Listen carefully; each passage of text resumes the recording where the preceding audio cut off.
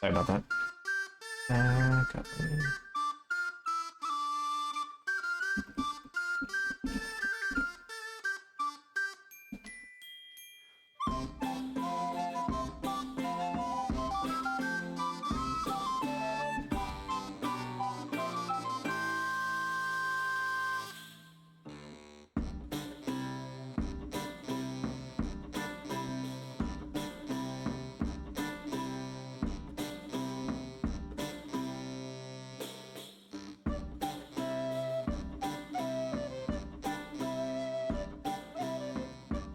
Also, hey, Allie.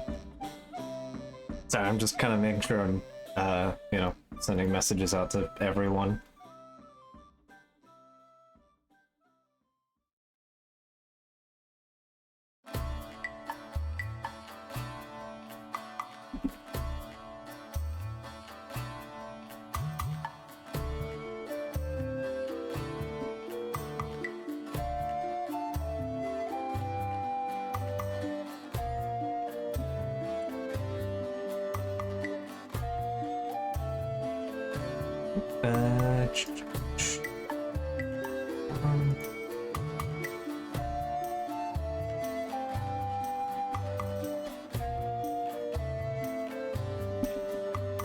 I should post that name as well.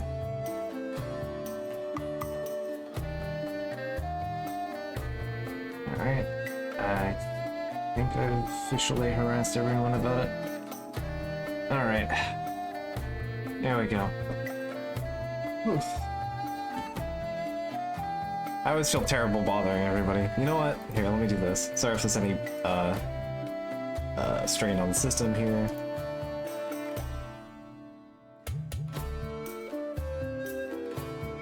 I'm doing this just because maybe activity, Steam, let's see.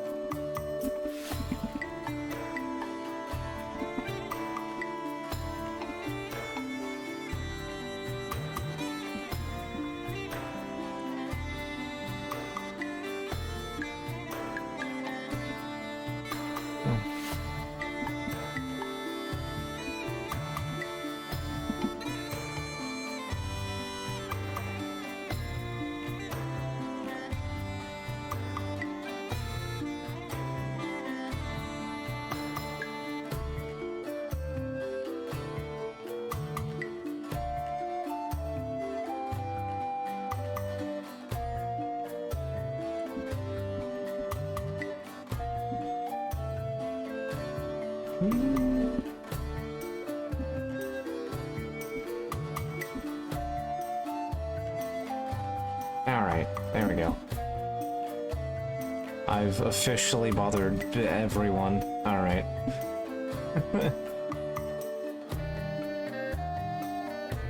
Keep that page open. Alright, for my own convenience sake, I do have a guidebook page open.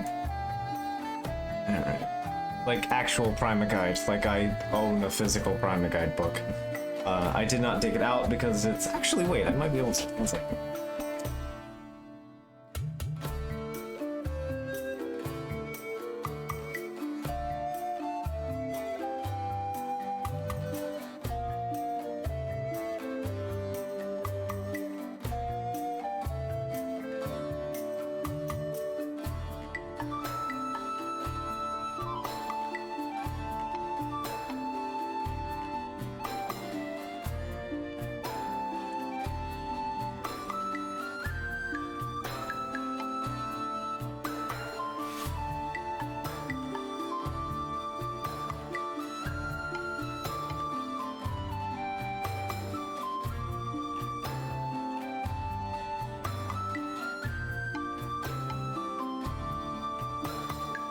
Alright, thanks. Yeah, for, just in case anyone, needs to know, I did post, the link for Trevor and the link for, the campaign are, down below, in the About section on the stream, for if anyone needs, direction for those links.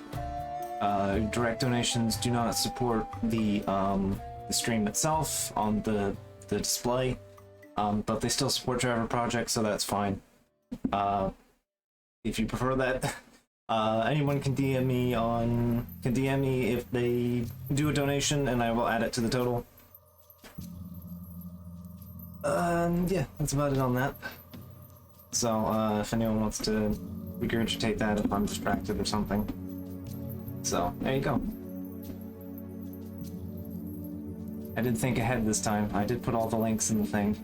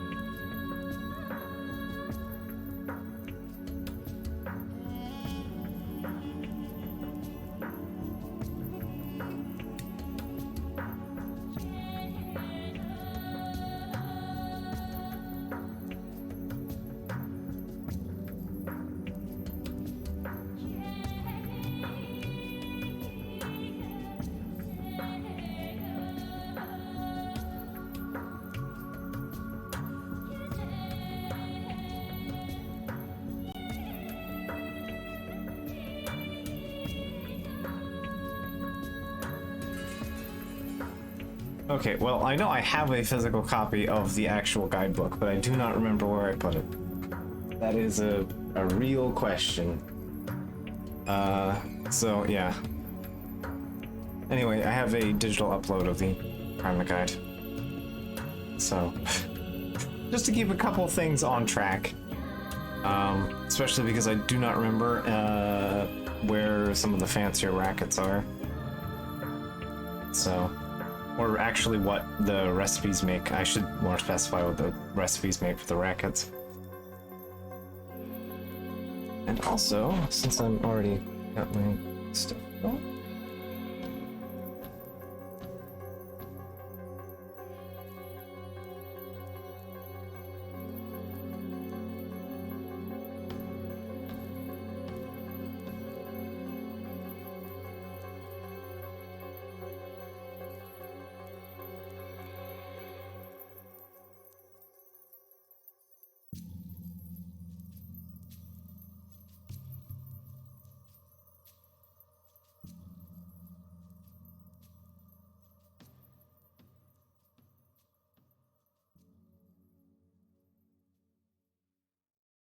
All right.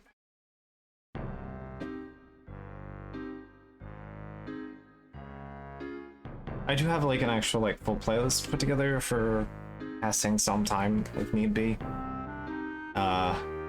It's pretty much just like Final Fantasy spin-offs and Final Fantasy adjacent things, and FF9.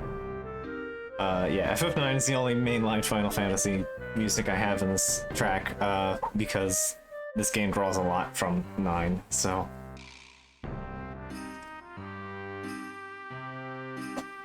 put you there. Okay.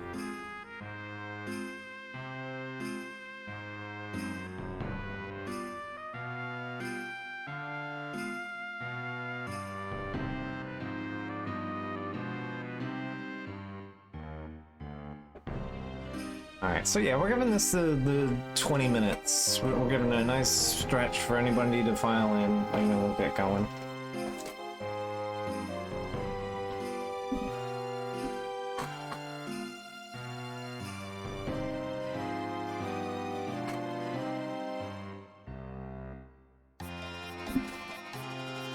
Hey, Tama.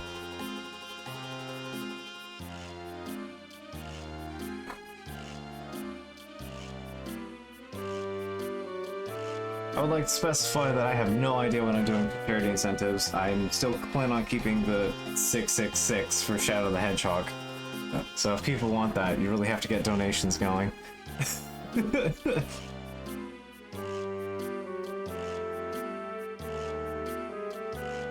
I do hope that I have what's it called? Transcoding tonight. Today. Words. I know what words are. We're great. Off to a great start already. I haven't fumbled the sentence yet.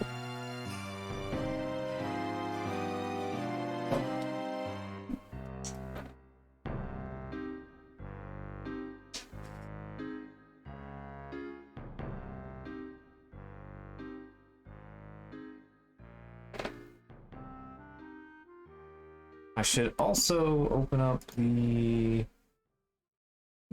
I hope that didn't break my overlay. 1 second, I need to open up studio mode. That did not break my overlay. Okay.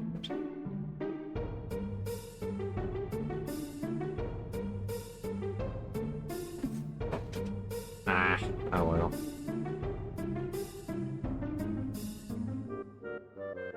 I was hoping for it anyway.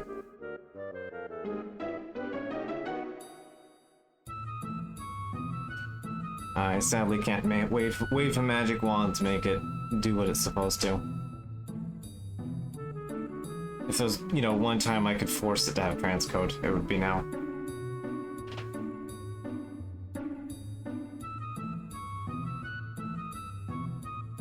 Anyway, I need to open up my details.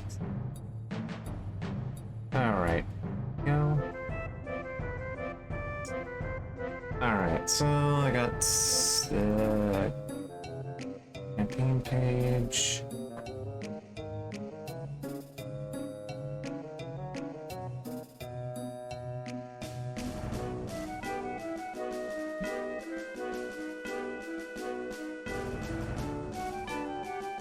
Alright, just making sure. Alright. So I got the donate page set up. I forgot to do that beforehand. Alright.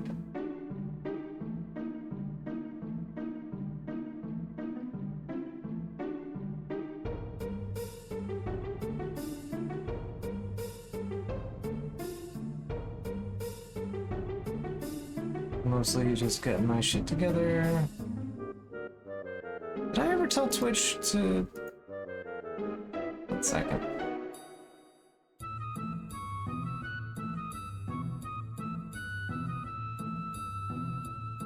Settings, stream settings, connection protection. Okay, I do have that turned off. I should actually turn that back on when I go to streams.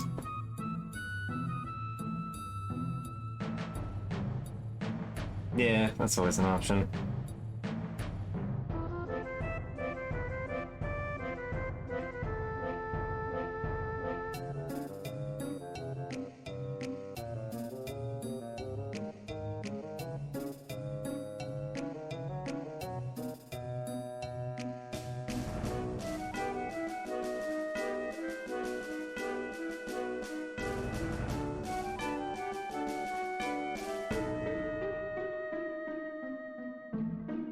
Alright, yep. Looks like I've got everything in order.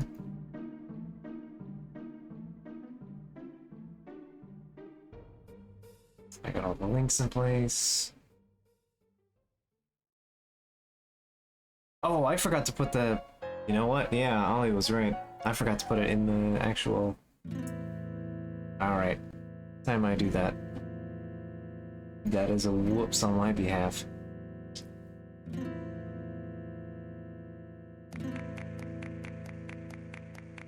Link.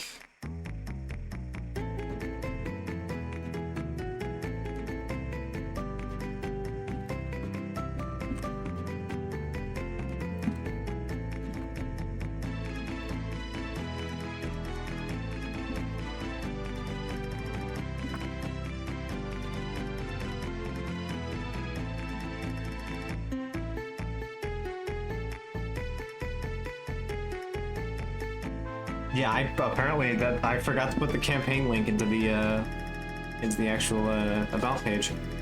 That was a whoopsie on my behalf. I thought I did that.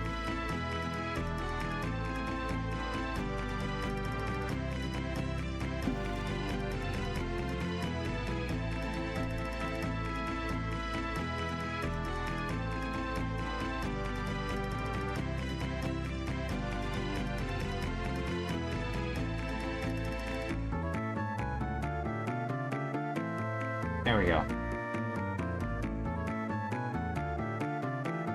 Alright. Added to the page.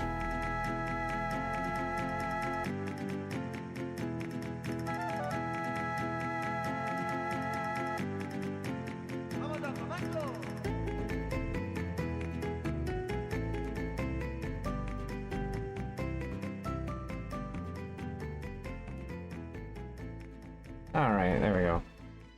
I've added everything. Better late than never.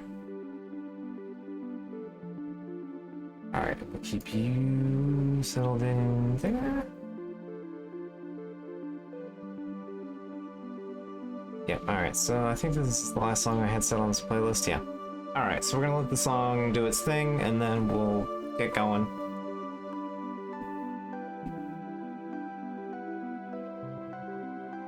Alright. Everything in order. Let's go to Dragon's Roost, stream chat, let's open that up. Some kind of hiccup here.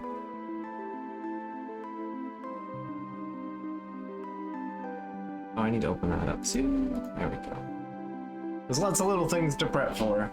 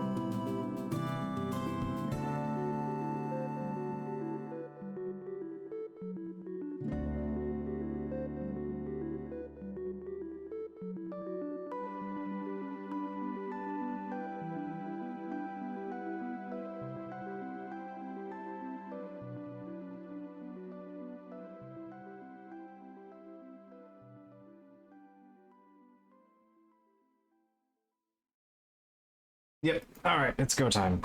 And also, I hit record. Oh, that's what happened. I actually hit my record button. That was the hiccup was. Okay.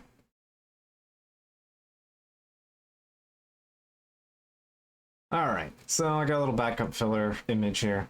I'm gonna do 1 second. This is just.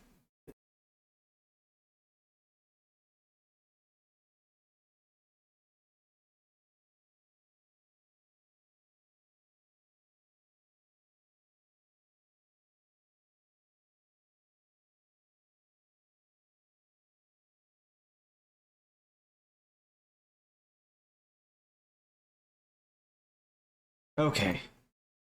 Stream stop? Oh, I had to. Sorry, I needed to open the curtain a little bit because it was like straight into my eye and it was just enough to like cut it. Yeah, it was bothersome. So, anyway, I just opened up the curtains a little bit more so I'm not blinding myself in quite the same way. Alright, so on that note, let's get ourselves started. Here's the splash screen, probably something going wrong if you're seeing this. That seems to be the case. We have 2 votes for Selkie, 1 for Yuke and or Lilty, and 1 for Clavat. Nobody else gave me input on that one, so I guess we're going Selkie today. We get to read some extra rocks and also not have a bad time in Luda. So, that is our plan. I have some of the directions that I should be going mapped out. and all that fun stuff. And also, I guess as people join in voice chat or donate or whatever, I'll sort out how we're adding people to the stream, because there are like 8 character slots. So there'll be 7 to fill in, and we can fill in those as we go. So for right now, I'm going to get the game started. We're gonna complete the first dungeon, and by then, we should be kind of, in the gear, and I'm gonna hop into voice chat. So anybody that wants to, that is mutually friends, and we're already in the group and everything else, be mic chatting. Same thing happens every year at this point. Emotional support from the gang, etc., etc. Sorry, my nose itches. I've had like allergies today, and I'm hoping that's not getting any worse. So, on that note, let's get the game started. I have the clock software going. I need to had it minimized. Yeah, here it is. Dolphin. All right. So to preface this, before I'm doing emulation for the sake of convenience. It's easiest for me to do it that way. So to, confirm that I have the games because I'm doing charity streams, so it's not just entirely me that's liable on this one. So, for the sake of coverage, here's a totally real GameCube. It is, whole kit and caboodle. So we have a GameCube on hand. I'm going to be putting that over there so I can put trash away. And here is one copy of Chronicles for the Nintendo GameCube with the disc and all. It's probably difficult to see on the webcam, but still. Anyway, we have the game and all that fun stuff. And just to cover the music, I unfortunately don't have a physical copy of the alternate soundtrack for the game soundtrack, so or the remastered soundtrack, but I do own the remaster, which I can prove, and I've proven before on stream. But anyway, some each level of points. No. There is the bonus points. I have no idea how they're just going to be random. I've tried to use the GBA system on the original version, or on Dolphin. I've tried to do the GBA readout before, but it's real fucky, and it just basically triples the loading time for every level in the game for some reason, specifically on Dolphin. So I've tried. Wasn't sustainable. So we're just gonna live with it. If I don't get the dream catcher, then so be it. I'm not gonna waste all day trying to get the dream catcher when there's just no point on dying on that hill. So anyway, to cover it up, just for the music that I'm playing, just to help with that point. Yep. I actually do own a physical CD of this game soundtrack, because I am that much of a nerd for this fucking game. And yeah, it has a little booklet and everything, and it is absolutely delightful. It's just a massive list of just all of the weird ass instruments that they have in here. It's all in Japanese too, but unfortunately, yeah, there's just a massive list of all the strange old instruments that they used to make it, to make this game soundtrack. And yeah, so there you go. There's my nerd cred for the stream, is that I bought the soundtrack. So I'm gonna put that there so that doesn't get damaged while I'm sitting here. And on that note, so that's all the preface.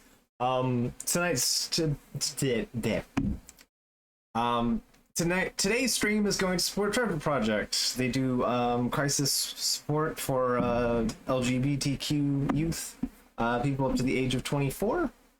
I passed that bar 2 years ago, so it's fine. Not that I'm LGBTQ, but still,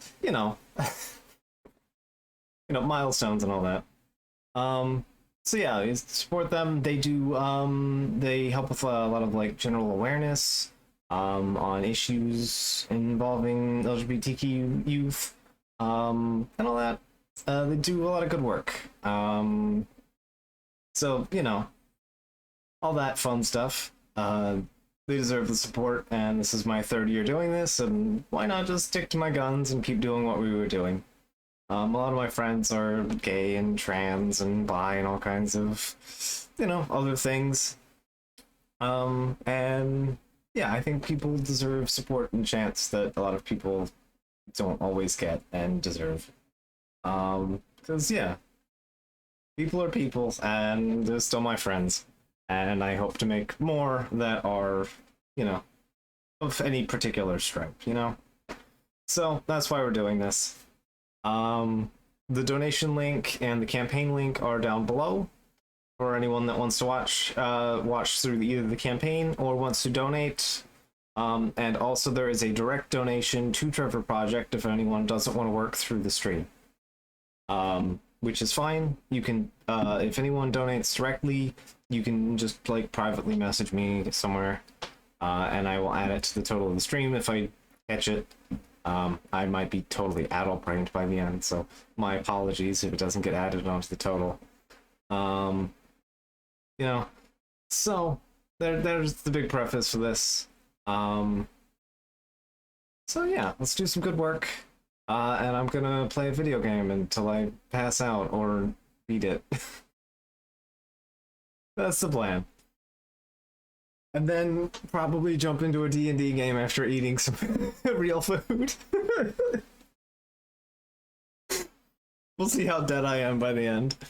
Alright. So let's get this game going for real. Yep, we'll see indeed. Yeah,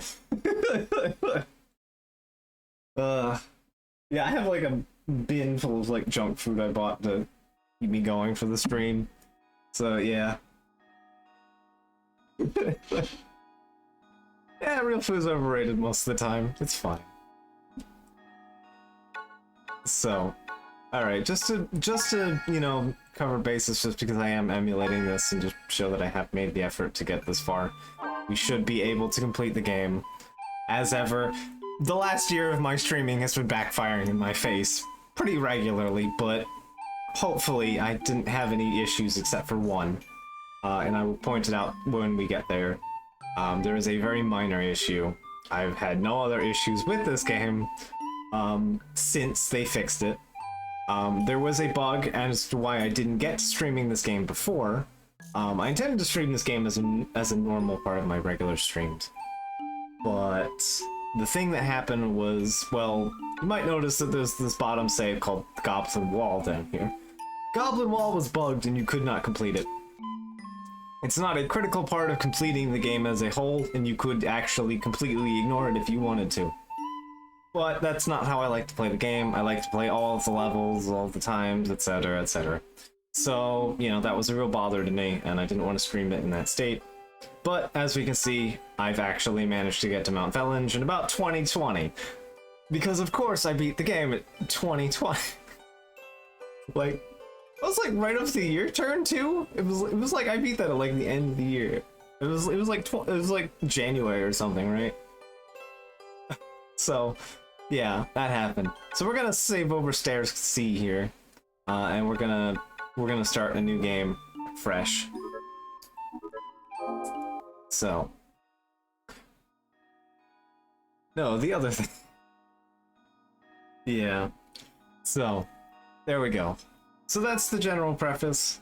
I chose this game instead of pulling it because of aforementioned bug fix to Dolphin, but also because it turned out the game was about 20 hours long. So it's about the right time to stream it.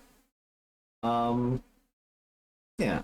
So this game is an important one to me. I absolutely love this game a lot, actually. I don't have like any grand initial experience, but it's a game that's It's very unoriginal, disgruntled show of a video game. It is probably the most unoriginal, disgruntled show video game out there. It's an okay game. It's not very good. It's not bad, really. It's just slow and repetitive. But and honestly, you do the same things over and over and over again for 20 hours. But this game nails everything that I really enjoy about a game. It's a beautiful experience, I think, and I I just absolutely adore it. From the music to the presentation, it's a game that I really love. It's in the top 5. We're playing the original version because I have some issues with the final version, or with the remaster. So we'll tackle that bridge later, but for now, I'm going to let the song play out.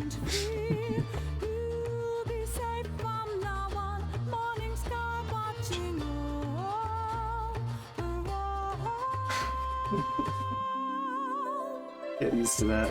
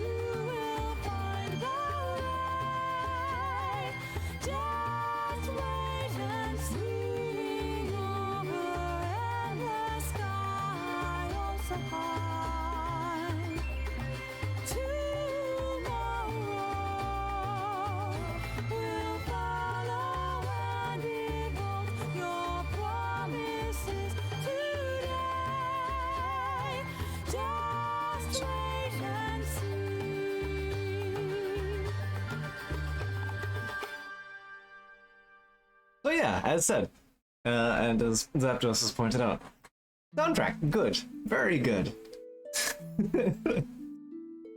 Crystal Chronicles is hands down one of my favorite soundtracks of anything ever. So, we need to name our hometown. Place that we live.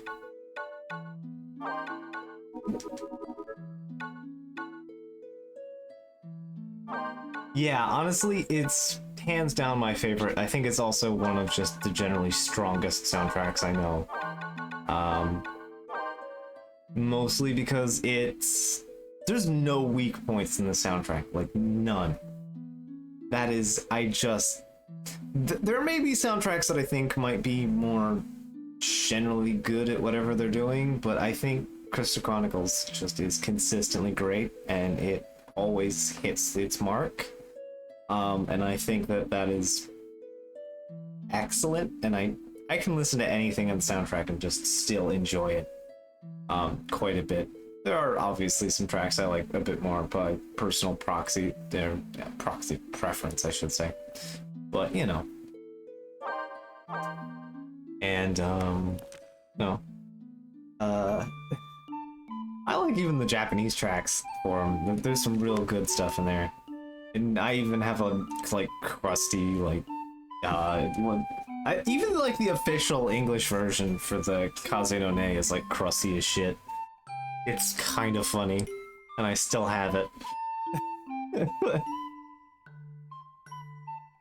But yeah. Alright, year 1, page 1. The morning of my departure is here at last. I tried to brace myself for the journey ahead. There was a field along the main road where I decided to camp until sunrise. Tomorrow I set out in the search of myrrh. Sorry if I bastardized any language in this one. My apologies in advance. Alright, so our diary is going to come up. It's something that we should occasionally stop and check every once in a while. I'm going to actually need to keep track of what goes on in here every once in a while. So we can save our game here. Let's make sure we're saved. Just gonna save over the first one so that I don't do anything silly. Actually, I didn't even know there was a version that didn't display the character sprite. I never actually tried to save this early. We're gonna go into our options here. I'm so sorry that I keep touching my face on stream. Position markers, I'm gonna turn those off. I don't need them. They're mostly for, like, hitbox detection stuff, but that's not a big deal. Stereo music's fine, sound effects fine. We're not doing GBA, so color balance doesn't matter. Color balance mostly just affects how good the GBA looks. And also, battery consumption. So yeah, there's nothing really to change here, I just want position markers off. Hey look, if someone brings over their, you know, second memory card, we could play it again.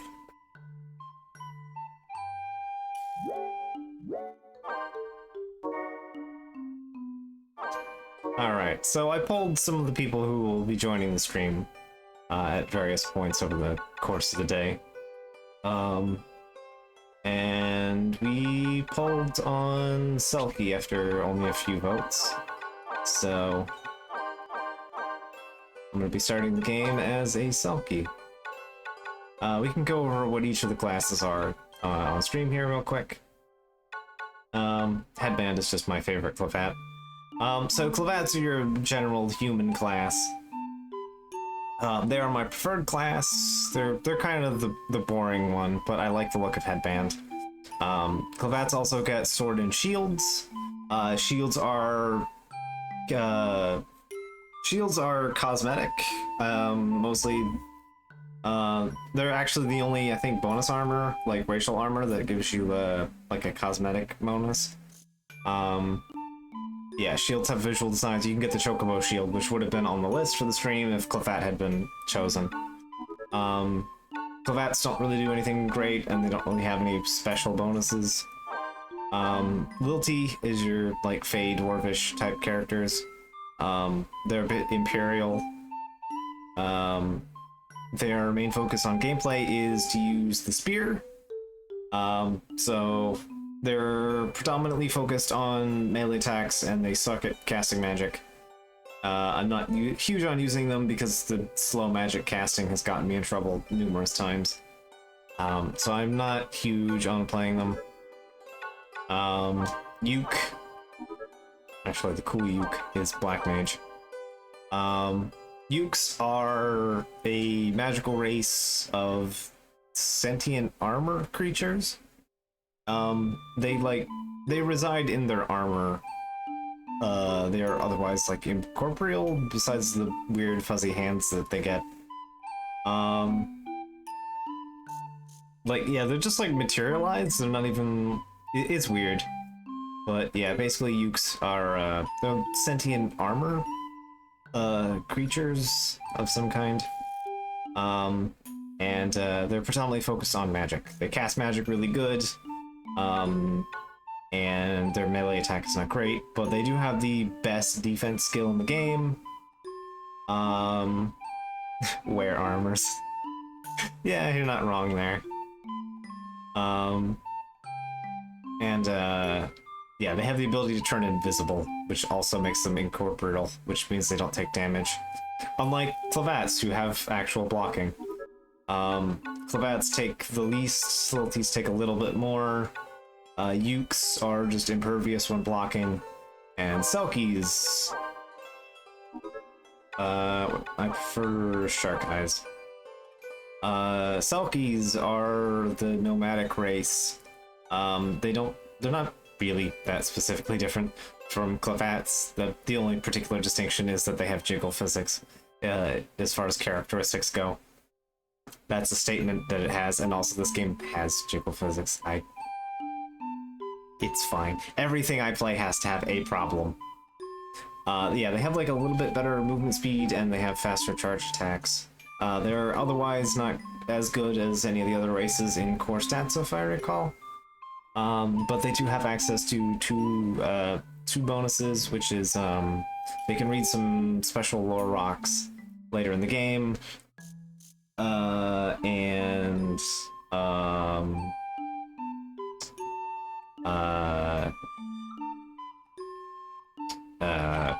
words.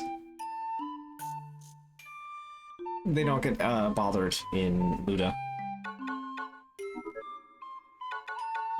So, yeah, we'll show what the female ones look like. We'll pick ones. I think my favorite was just long hair.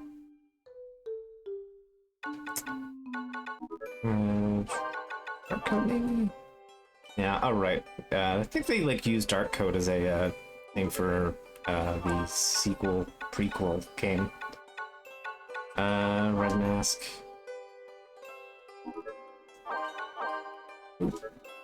Yeah, blue armor. Blue armor just has wear a thing on head. Oh right, did I ever show off the male Clavat? Or male ability? There's one good male ability. Bucket head. Just wear a bucket on your head. Some real armor choices here. Females... Uke. There's like Spiral. Yeah, they have like their armor bras. It's a strange design.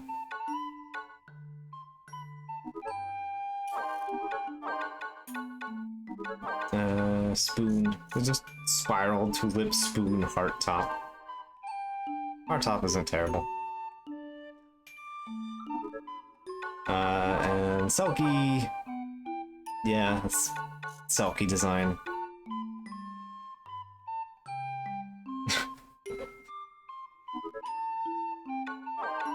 Raccoon tails. Yeah, so they have like the two variants that have the open top and non-open top. Here's shark eyes. So, because I'm a dude, I'll be playing male.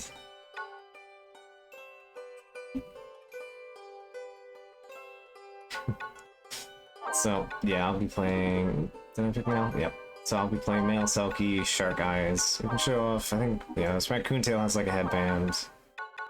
Bandana has a bandana. And then there's Wolfie and shark eyes. I like shark eyes. Shark eyes is my preferred one. So we'll be going blacksmith for convenience. Also, it's really easy to make your dad happy. As a blacksmith, you just like mail him rocks.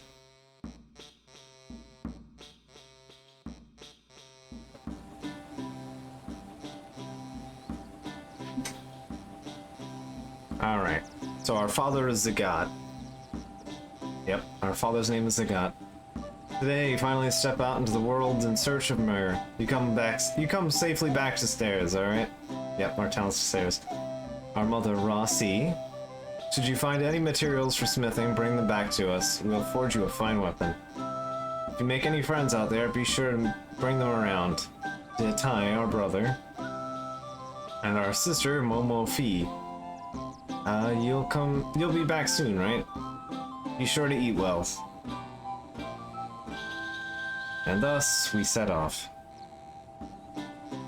Ganza, the blacksmith's son, sent off by his father Zagat, his mother Rasi, his brother Tai, and his sister Momofi. One of these names is not like the others. And followed by the mark of the Selkie. Character races are going to come up again in a specific dungeon later, but for now we'll sort that out later. Starting off, we have the rounds to make.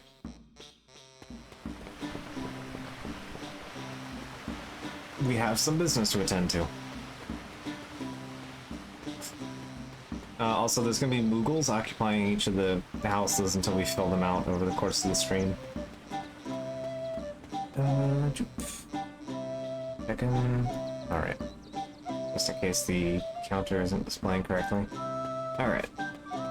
Got like hair in my eye. There's like 3 loose hairs off the top there, and it's Hey, forge you something.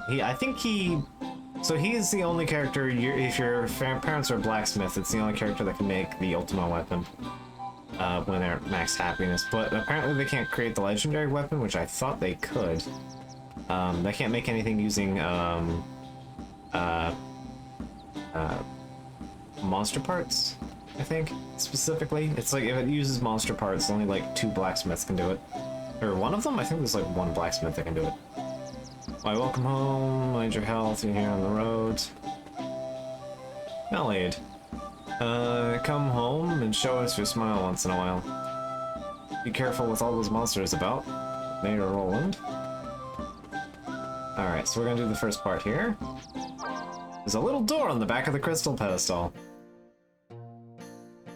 Welcome to Moogles. Hey. You don't have a stamp card. Let me tell you all about Moogle stamps. Or Mog stamps. We Moogles are found all over the world, Kupo. We offer Mog stamps as an incentive to locate and visit all of our homes, Kupo. You'll need the stamp card to get Mog stamps, Kupo. The stamp card has 23 squares, Kupo. You're divided into sets of 1 of 3 squares of matching colors, Kupo. And there are 9 different kinds of stamps, Kupo. Each Moogle will stamp it onto your card. You get a stat, matching stamps. Tell the Moogle who gave you one of those stamps. Yeah, I got all that. Alright. Here's your first stamp. Let's go get more. Got a little paw print.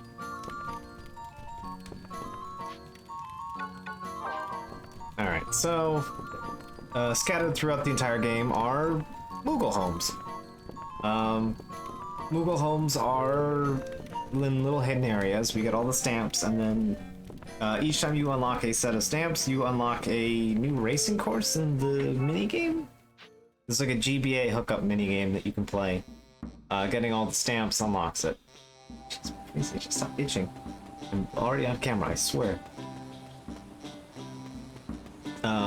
So yeah. I do intend to get all the stamps on stream. That is a goal of the stream. So, we got a seed.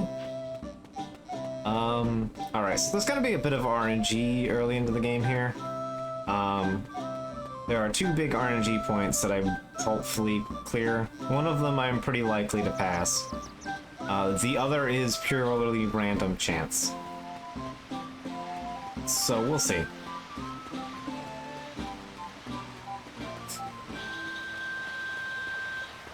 That well that I pulled from has a new item every time you collect myrrh. We're not coming back to it each time, but there are a couple different points. I think there's a point in each of the, in 3 of the towns that you can extract items from, and they open up each time you grab myrrh. So.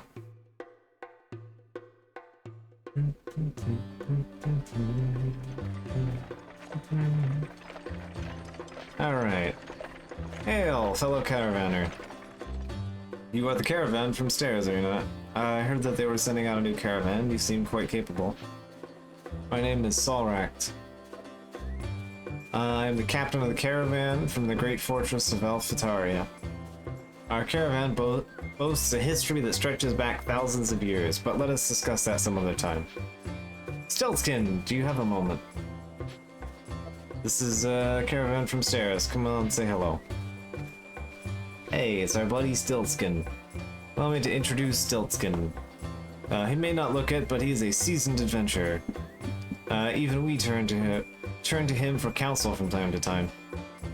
No, I'm just a Moogle that likes to get around.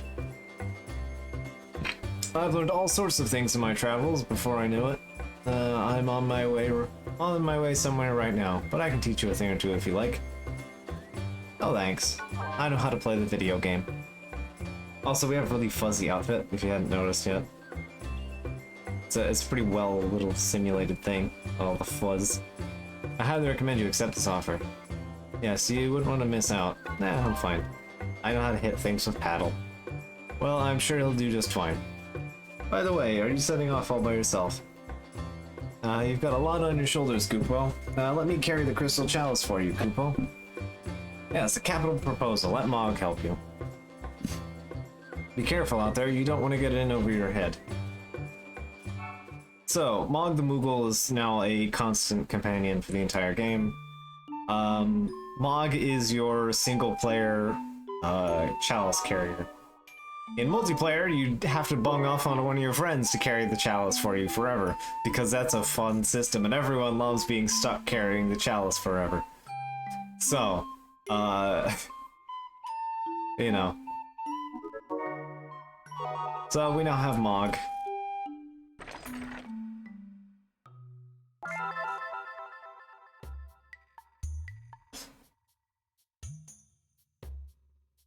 So every level's gonna start with a little intro.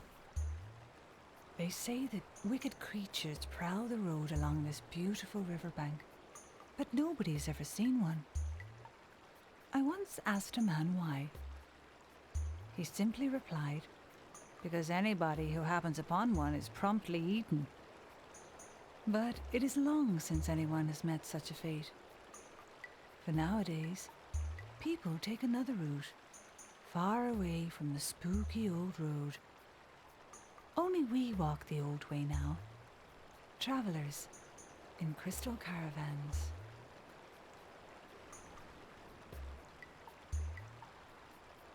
And I just love, like, the writing sequence. Again, it's another excellent visual flair to go with the diary and everything. River Bell Pass. Path. I said pass. Great. I'm already fucking everything up. Great. Wonderful. River Bell Path. Alright, so our basic moves. We got a charge shot.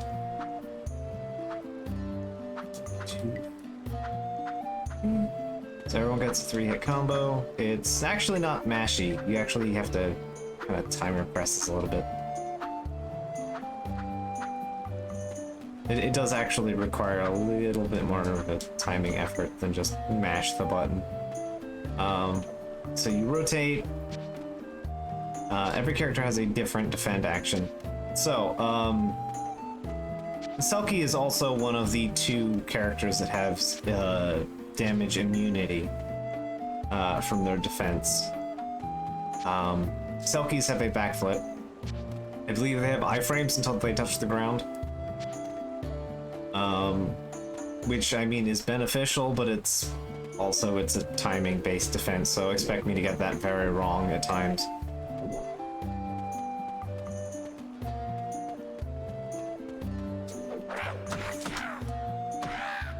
So we'll go over how magic works in a little bit.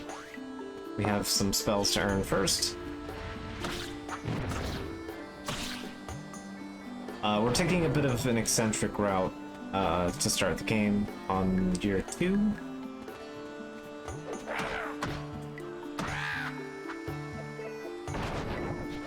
I'll take the fish. Actually, speaking of, once I bonk this guy. Oh, no, never mind. There's nobody to bonk here. Okay. I think in later things this way it pops up here. Alright, so get used to this menu. Give me Cure, and Fire. You have 22 Strength, 21 Defense, 12 Magic, 2 Memories. Memories are a stat that only is important at one point in the game, but it's fine. So this is our relics that we find. You can hold up to 4 relics. You cannot drop them, you just get them. So you gotta live with whatever relics you pick up in whatever order. It's not really a problem until like you get to the end game where there's a couple dungeons that actually have like 4 to 6 in them, and it varies by RNG and whatnot. So command list is going to be a menu that we're going to be seeing a lot of. And when I say a lot, I mean constantly. And then Because command is all of your active skills. That is how you play the game, is your command list. Items are your inventory. It's gonna fill up pretty quickly. We have fish. We have a lot of fish. Equipment is our equipment, etc. We don't have anything to change, so it's not highlightable. We have Aura Blast unleashes a psionic blast. I'm not sure they understand what psionic means, but alright. I'm sure my tennis racket shoots brain beams. But it's fine. Artifacts are our level ups. Basically, these are our level ups. Every time you complete a dungeon, you get a artifact or a item. Artifacts are you're going to constantly pick them up every time you complete a dungeon, and they permanently increase your stats in some way, or they give you a ring that fills out your inventory a bit, and those rings let you keep your magic.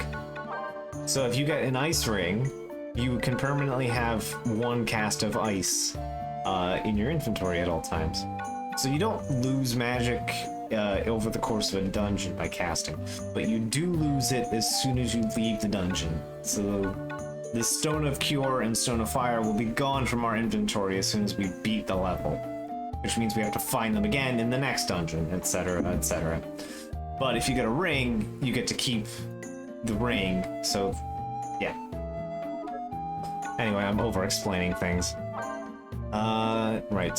Money is just how much money you have. You can deposit it or drop it or whatever. Jeez, my face should stop itching. My favorite thing is fish, meat, striped apple, rainbow grape. Oh, that is unfortunate that I liked apples. That is an unfortunate one. For anyone who has played this game, you will understand why it is unfortunate that apples are a good healing item. We will be hopefully rolling apples as our fruit tree. There's a gift that you can give your family, is a fruit seed or a wheat seed, and they will grow that thing until, they will keep growing that thing forever. You have one chance to pull it out, before they finalize it. But you don't know what it is, even if you decide to pull it out. So by the time they suggest that you could remove the tree, you don't know what it is. So that's fun. So yeah, we're planting a fruit seed, and we're hoping that we don't roll cherries or grapes. We're hoping that we roll apples. Because apples are going to be our friend. We always want a apple on hand at all times. This is our family, and how much they like us. Basically, just keep mailing them nice things, and they become happy with you. You get more money, I believe, for befriending them. But anyway, yeah. Eating certain food makes it more favorable, though. I actually didn't know that you could adjust your likes by just constantly eating the same foods, which I guess makes sense. Although, yeah. Honestly, we won't really be eating that much straight food in this game anyway.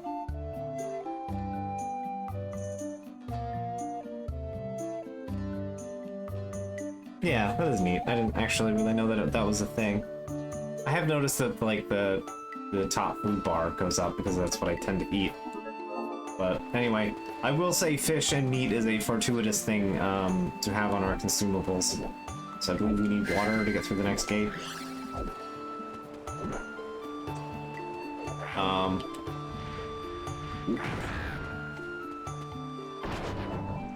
We already have a cure stone. You can still move during these cutscenes, by the way. Nobody can actually attack each other, but you can, you know. There's no reason to come up here, but you can. I don't think in any of the cycles is there anything up there.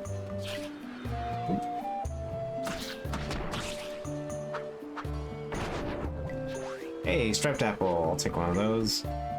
Right, that's a back door that opens up later, not that we have any need for it.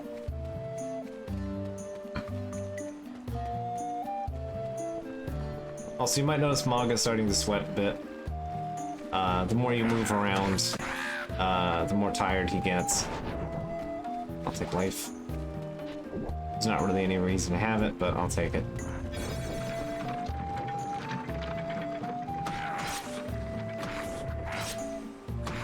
Big goblin hits hard. Ooh, I'm doing pretty bad here.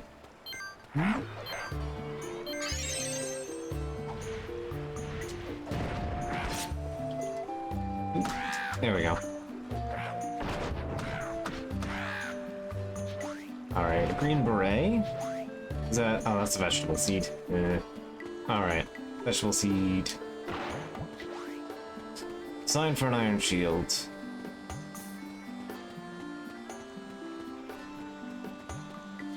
So actually the reason I stated that meat and fish are a favorable thing to have is that it boosts your physical attack temporarily. Which, as you may have guessed, is a thing we're going to be doing a lot in this game.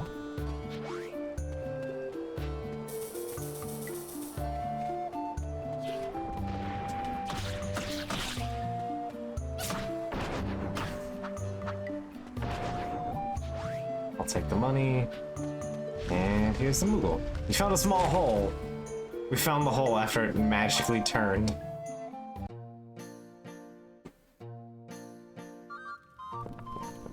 Hey. Please do. Give me the stamp.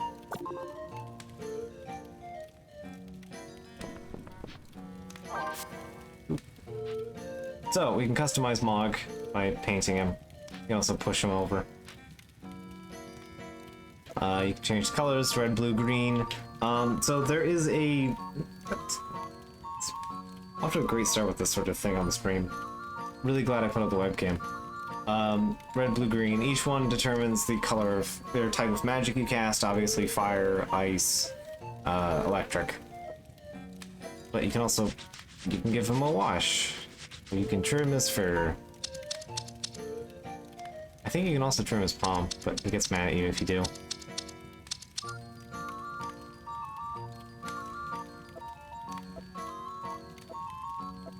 I think there's like 2 of them that eluded me without the guidebook. Most of them aren't too bad to find. This one is a bit silly though, if you didn't like rub your face against every surface. Anyway, I don't really care about the magic, so I'll paint him green. The little X.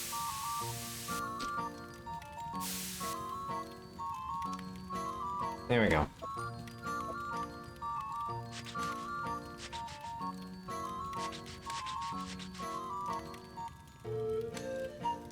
Alright, catch you later, Ollie.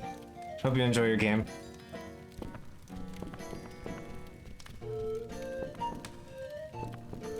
Yeah, to be fair, that one's hiding like right behind the statue.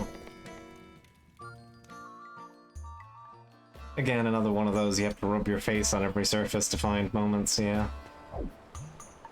But yeah, Mog can get tired. And you can... the reason you can trim his fur is that if you go to a hot place like, say, a volcano or the desert, Mog will, you know, get tired really quickly like that. Which means you have to stop and carry the chalice around. Let Mog take a break. You know, really simulating the 2-player experience. Oh yeah, here. So, in this, there are pots. Get a pot. Also, I just like to use your racket like that. And then... uh-oh. Fire does not tick down your health in this. Fire reduces your defense by half and increases your movement speed by quite a bit. Fire is a particularly mean status ailment.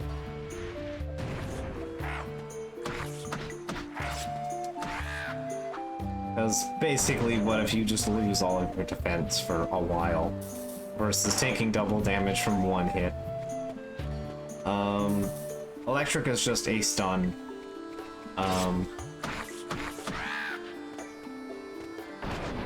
Yeah, fire is that. It also applies to you and enemies, and ice, I think, doubles the damage of your first strike on the target if they're frozen. Also basically the same thing as electric, but better. I don't think there's any actual bonuses to electric besides slightly longer ailment time, I think. So when we get towards the end here, I'll go over the fusion system. I'll get the button timing down eventually. And I do like that you scoop things up with the paddle. That is a fun little animation. Just... But yeah, you can use pots and stuff to your advantage. It comes up in like 2 dungeons.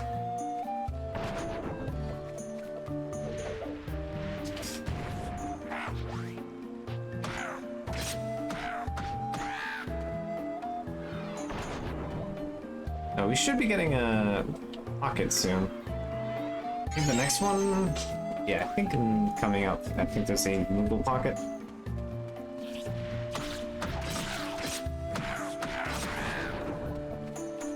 Blizzard.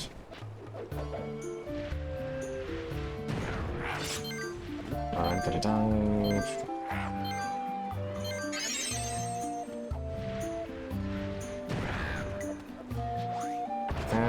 And yep, there we go. There's the Moogle pocket. That's the path where you come in. So you head up here, and there's loops. Bronze armor. Okay, that's fine. I'll take bronze armor. And up here is just cute little fluff. It's a different kind of Moogle house. Oh, Caravaner, Kupo. There's no merchant here. Sorry, we can't offer you anything, Kupo. We just moved here, so we really have nothing to offer, Kupo. Alright. Yeah, it's a little different kind of mock house. Of course, they're forever moving in, but it's fine. Right, Moogle house. Left, extreme danger, Kupo. So, let's show off this mechanic. So, Blizzard, fire, you can fuse your magic together to make different kinds of spells. Like gravity, or slow, or holy. Certain spells like gravity and holy have unique effects that are actually beneficial depending on what you're fighting. So you can get some varied use out of them, which is always nice. But for the moment, I'll be going for Blizzara. There are 2 spells that you cannot cast in single player. They are Hastiga, and for fair reasons, you can't cast Hastiga. And you can't cast Holira, unfortunately, for some reason. I don't know why. It only costs 3 slots to actually build, and there's a number of 3 cast magics. But yeah, you just can't cast like those 2 spells for some reason. Because Holy Robe would actually be really nice in single player, and is actually doable. But no. Hey, reflection on the water, the little river and stuff. So yeah, we're grabbing Blizzara. As you might know, more spells means longer casting time. So, let's get on with the first boss. I'm going to get up for a quick second after we beat the boss, and then I'm going to hop into the mic chat, and anyone that wants to join in for mic, that is part of the Discord, will be free to hop in there.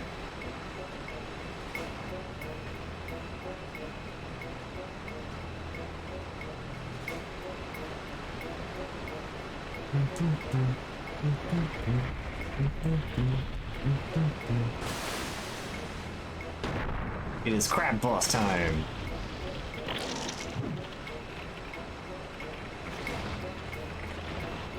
Plus hits its weak point for massive damage. Ooh, that bubble will cause you to be slowed.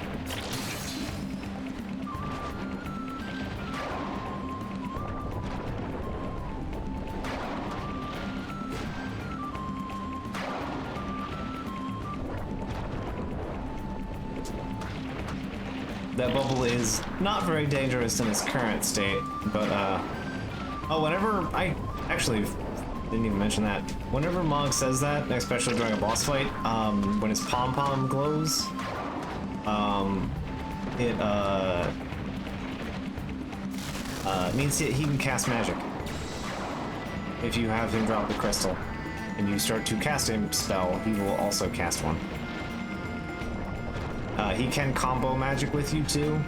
Oh, I meant to try for my health.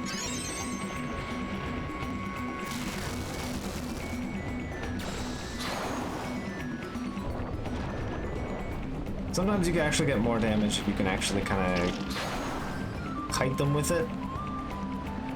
You don't actually directly hit them with the main spell, but you can do more damage by hitting them sort of on the edge. Yeah, there we go. You can hit them twice with the spell. If the little crystals can hit twice.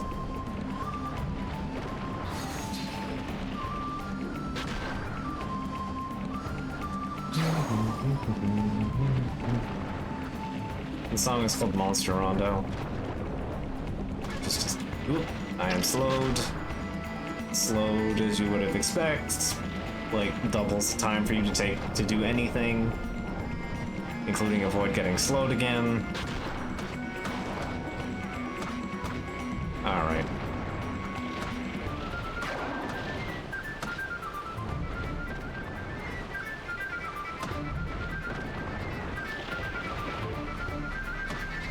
Ooh, don't get by that.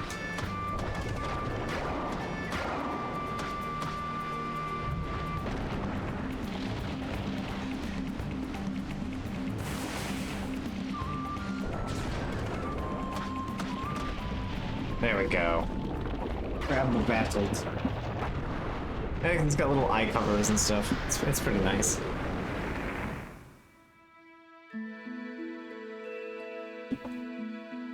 Sorry about mouth noises.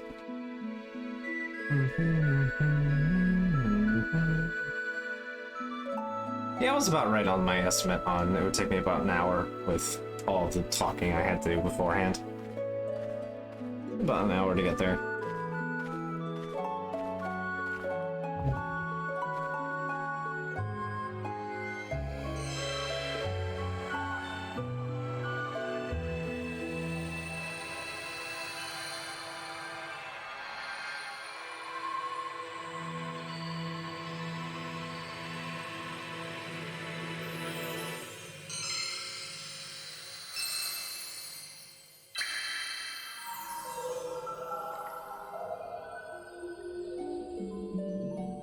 And thus, on year 3, we can do this dungeon again.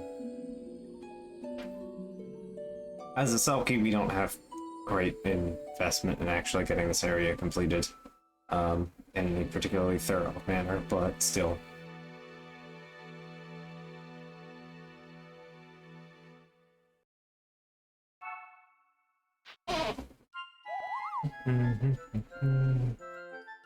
Yeah, Moogle at your service, Kupo. Here you go. A letter from Roland. To our caravan. How is everything? You may be facing hardships that drag your spirits down. Always remember that the caravan gives hope to us all. May you return safely. Thank you. There's no reason to send Roland an item. But that's fine. I always do anyway. So we're not taking a stat upgrade this time, for our first one. Also, I do like that Selkies just decide to lay down on the ground. Don't heal yourself, I did bad at that. Not that it matters. So, to explain this, every time you start a dungeon, you're given a secret prompt. The secret prompt tells you to do a thing, or not do a thing. Don't heal yourself. Hit enemies with physical attacks. Kill enemies with magic. Don't pick up items. Pick up gold. There's a whole bunch of points. The game has a certain... You either start at 200 and work your way down, or you start at 0 and work your way up. And you also get points for defeating enemies and opening chests, I think. I think opening chests is part of it. But anyway, you get points for playing the game. And these points determine what kind of items you get. The only way to know what your bonus objective is in each stage is to have, in this version of the game, unfortunately, you have to have a Game Boy Advance plugged in. I was chatting with it a little bit with Holly during the setup. There is just no real feasible way. I can't get the game to run properly and in a timely manner with the Game Boy hookup system that Dolphin has. It's just a mess. So we're just gonna live with whatever happens. And just hope that we do the right thing each level. But you can get around the score system. One way to bypass the score system is to just collect that item in the dungeon. So if you find, say, a Moogle pocket, a free Moogle pocket, we are going to be relying on that little knowledge there. That hopefully we'll be getting the ice ring by the end of year 2. Oop. Already off to another event. Alright. So most of the game's story is going to be told through this. You go, and as you walk from place to place, you encounter people.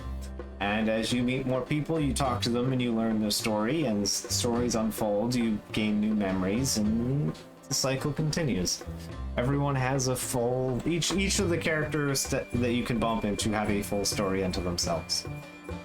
You can end their stories early by making some mistakes, or you can keep them going, or you can just end them early because you want to. So, you know, there's that. Have you heard of the Black Knight? They say he's on a journey to master the art of swordsmanship. Few these days ever set out to better themselves. You should do well to master something before your journey ends. So, we've now started the Black Knight story. The Black Knight's one is actually one of the integral stories in this game. There are 2 big stories in this game. One of them is the Black Knight, and another is a different character. Basically, all the other ones are just kind of there. They're just part of the experience, and the full weaved narrative is a thing, but they aren't integral to the end of the game, I guess. So yeah, there are 2 big ones, and hopefully we get to see both of those to their completion. I think you're pretty much guaranteed to see one of them by the end of year 7? 8? Here we are. Good thing we had that apple. Hey, remember when we picked up an apple and I said that'd be really useful? Right now. Just right now.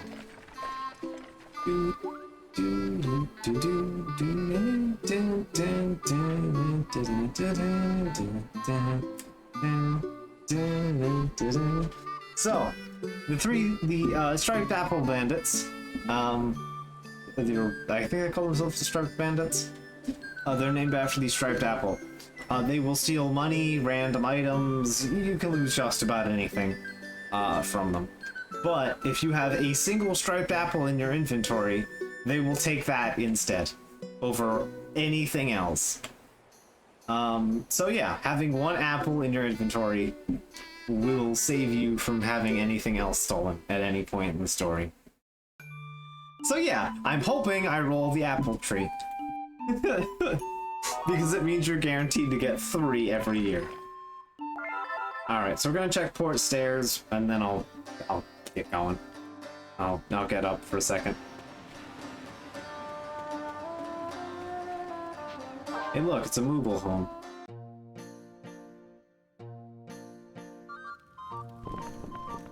Hey, give me the stamp. Come on. Yeah, please do. 1 stamp, please. 1 stamp acquired. We've already been through the spiel before. I just... Wow, okay, I'm really good at fat fingering. Alright.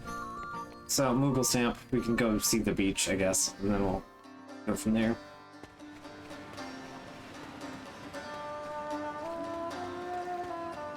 So this, if you decide to take the tutorial option from earlier, where Stiltskin's like, hey, do you want to, like, learn how to play the video game? And I'm like, nah. If you say yes, you want to learn how to play the video game, then you can come down here and you have a little tutorial with what's-his-face. And there's a little dummy here and the whole 9 yards. He just teaches you how to play the game. But you can also come down here later to access 2 different dungeons. Maybe we'll get lucky and we'll actually be able to see what happens when you get both of the special items for the travel. But for now. Alright. I'll be right back in just a second. Where did I put that book? Here we are. Hi. Did I make that, like, not cover the... Yes. Whatever. It's fine.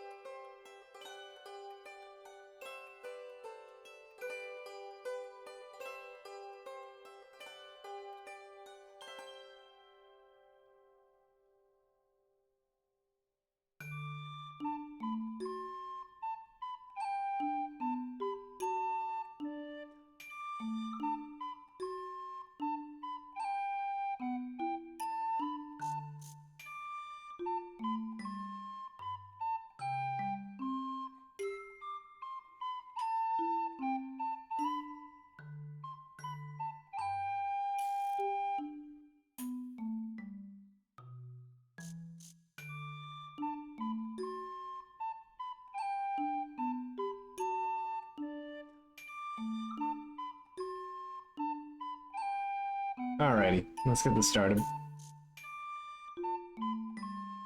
Checking some basic stuff here. Alright. Got a donation here.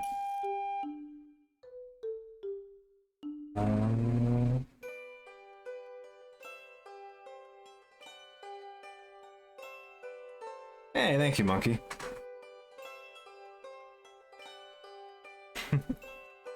13. Yeah, a little while ago. It just, yeah, I've had the game over it, so sorry, I just noticed that. And the tracker does not seem to be updating as it should on the actual web page itself for some reason. Ooh! I mean to go backwards. Already a new event.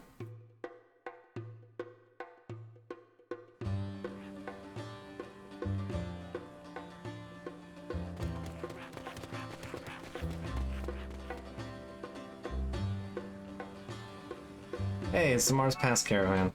Getting chased by a goblin. We're actually about to go to Mars Pass.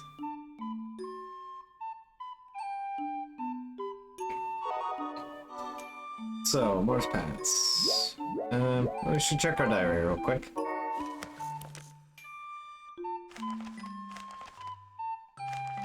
I think we left off on page 2, actually. Alright, I visited the Moogle nest for the first time. The Moogle there cheerfully welcomed me into his home, and when it was time to go, I thought he looked a bit sad. I patted the bonbon on his head. I call it a bonbon, okay. Pom-pom. I think that it varies by game, I think. And bade him farewell. I wondered if all Moogles live so comfortably. Not far from the village, someone called me. A man introduced himself as Salract, leader of the caravan of Alphataria. He recommended I asked the Moogle Stiltskin for advice, but I decided to hurry on instead. I wound my way through the vivid green hills and followed the path to reach the River Bell.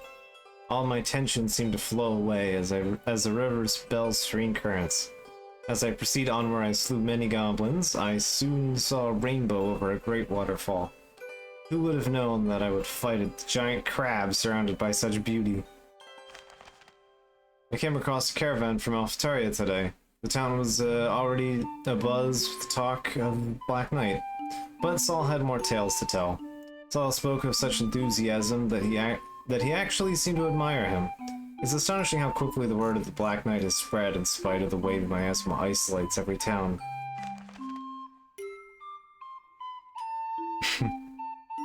I was robbed by the striped brigands. There we go, brigands, not bandits. No, it's brigands. Whatever. It's fine, I'm being corrected on stream as usual. I had no idea it had happened, but when supper came around, one of my favorites was missing. They even point out that it was one of my favorite foods. Excellent, that's nice. Good stuff. Well, I'm lucky that that was all they took. After eating, I was prepared to set off, and when suddenly some relatives ran by in hot pursuit of a monster. They're probably from Mars Pass. That village has been home to a blacksmith, so they were probably out gathering materials. Yep, we'll be seeing Mars Pass soon enough.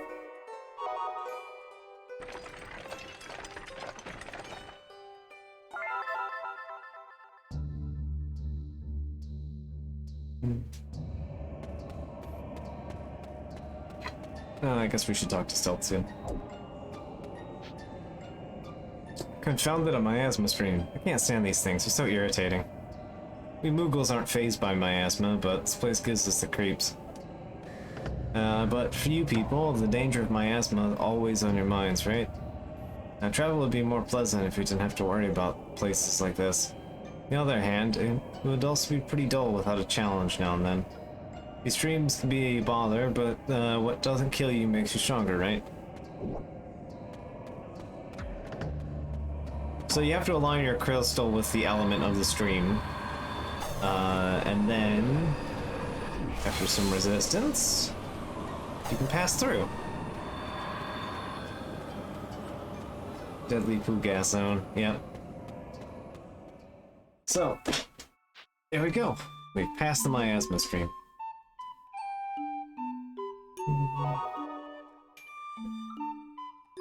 My hair is all still a mess. I'm gonna actually just do this so I can see better. There we go. Alright, now I can actually see everything a little clearer. Wow, another event already! We're hitting them all off this year, aren't we? We're getting everybody started.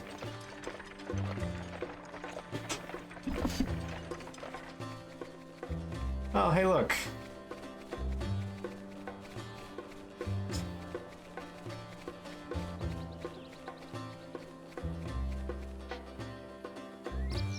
Why, hello there. Oh, hello. How are things going? Well, you've been busy, haven't you? It's about time we got serious, too. Yeah, we'll get going tomorrow. Right, well, we'll see you around. Farewell.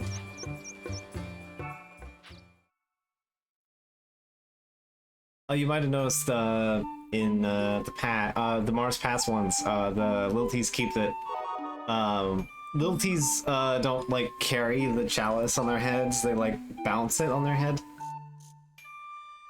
which is kind of delightful. And also because I forgot when we got back. Give me a second here, just checking something real quick. All right. Oop. I'm officially in the voice chat. Alright. So people might randomly show up the mic chat for stuff.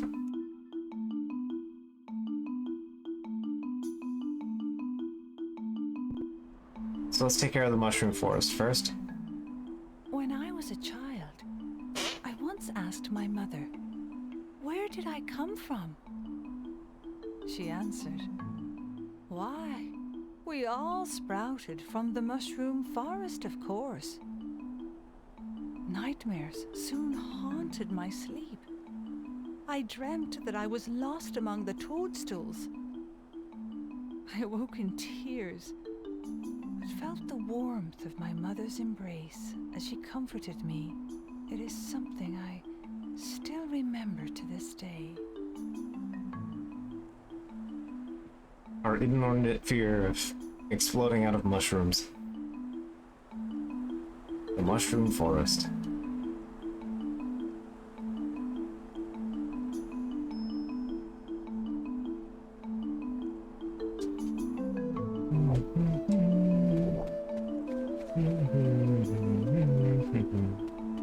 So in certain years that these can get collapsed, letting you use shortcuts.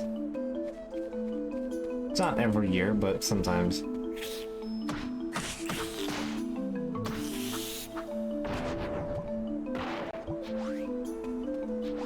I'll take Cure.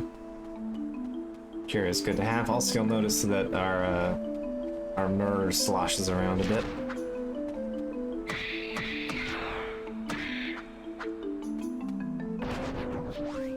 I'll take Life. I don't think there are any ghosts in this one yet.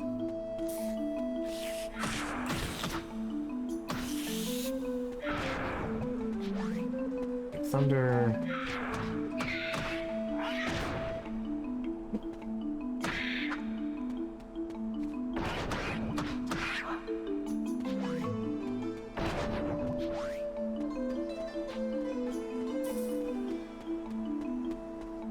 That's progress. Was there anything? No, it's a shortcut through here. Okay. Blink. Instead of life, give me Blizzard. There we go. Useful magic. That's a slow beam, but you can tell them to go fuck themselves. That's an airman. Alright, so yeah, gravity, anything that flies will have basically massive defense while they're still flying. Which is a problem, to put it politely.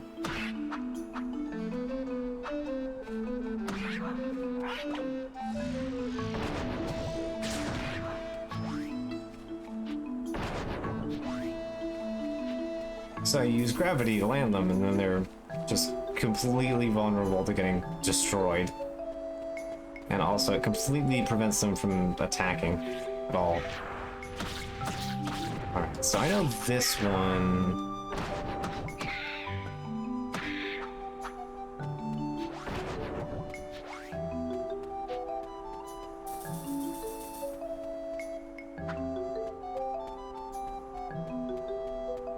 Does this one just take you backwards? Yeah, this just takes you back to the beginning. Alright. Whoops. It's fine. We'll make Mog run around a little bit extra. Also, fun fact, you can... wrong button. The same button that it takes, you can make Mog drop.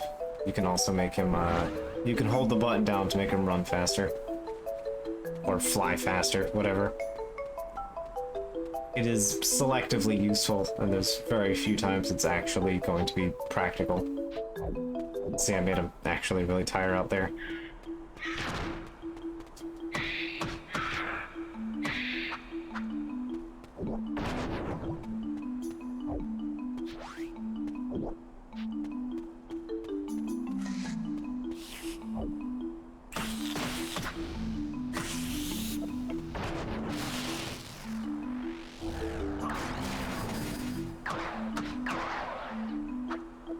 Yeah, you can see Mog sometimes cast spells, and we'll try to combo magic.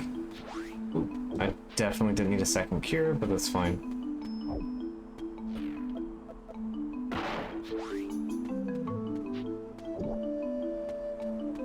Also, as you may have guessed, over time, Mog's paint will wear off.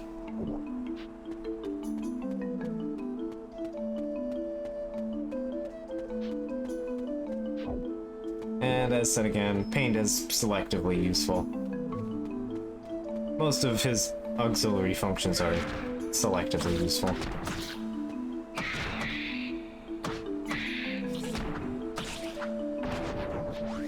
Clear is going to be nice. I'll take Blizzard for now. I'll just hoover up whatever I can. Also, I should heal.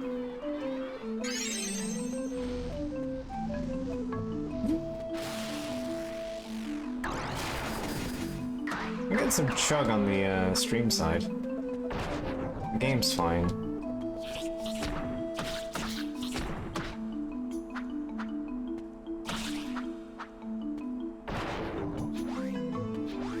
Crystal ball is not bad.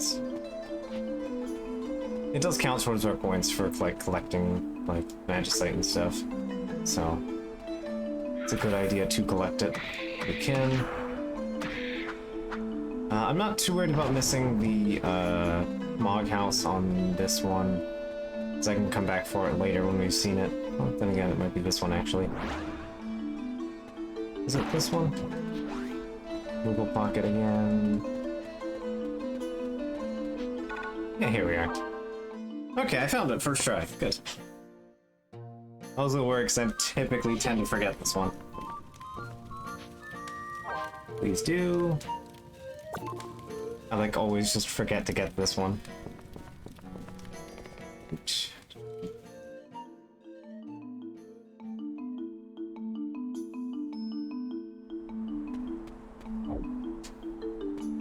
Alright, Ma, come on, let's go. I never really noticed Selkies actually also, they like curl up into a ball when they get launched.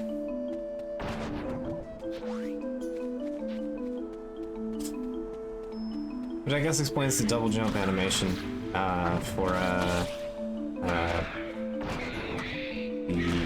Selkie characters in, the two following games. Fruit Seed, there we go. Fruit Seed is the thing we want.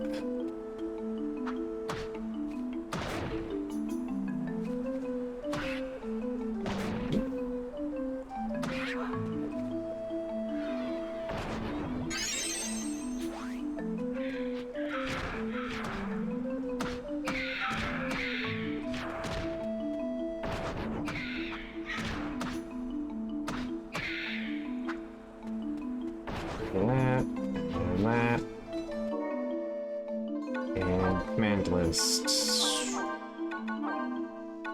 Clear.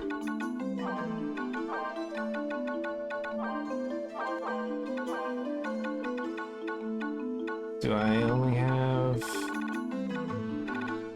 Yeah, I only have one fire. I think it resists ice, I think? I don't remember. Fire. I'll just keep the fire.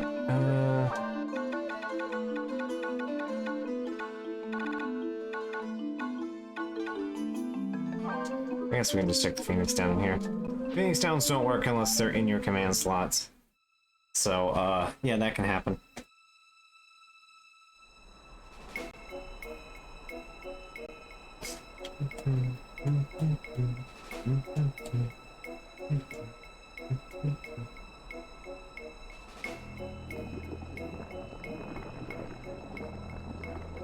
Oh no, it's a tiny Marlboro.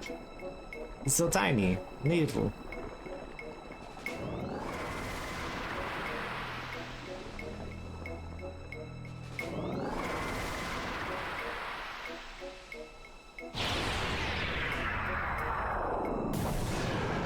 Well, not so tiny anymore.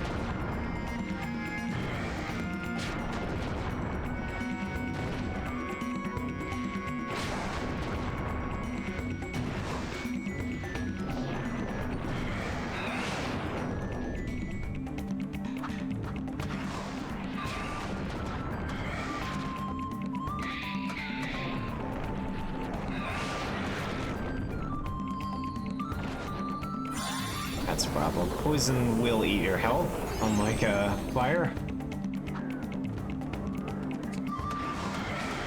That explosive attack is real dangerous.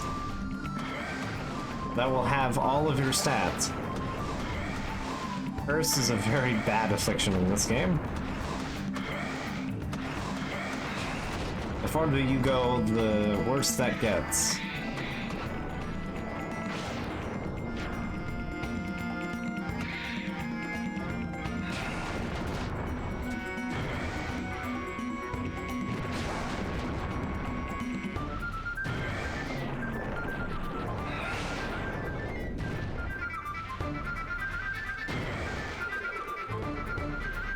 There's almost no dodging that sometimes. But there we go. One Marlboro exploded.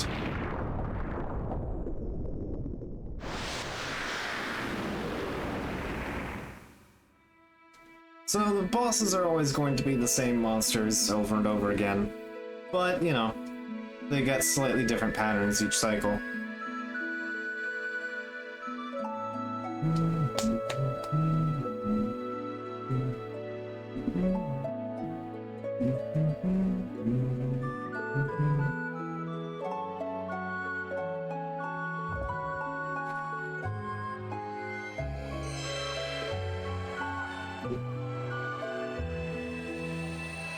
I think it's just dawned on me. I think this theme might actually be of the same motif as the final song.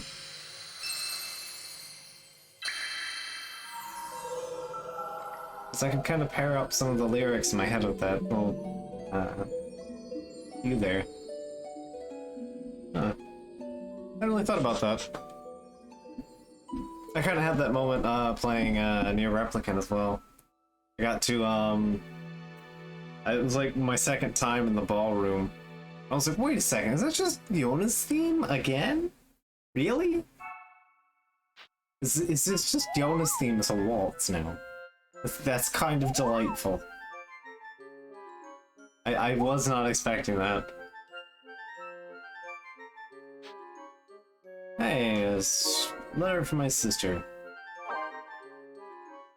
How's the journey, brother? Are you eating well? Are you getting along with the others? I'm quite worried, since I know how careless you can be. I'm sending you something that I hope it proves useful. Strange liquid, thanks. Send item. Not veg seed, give me fruit seed.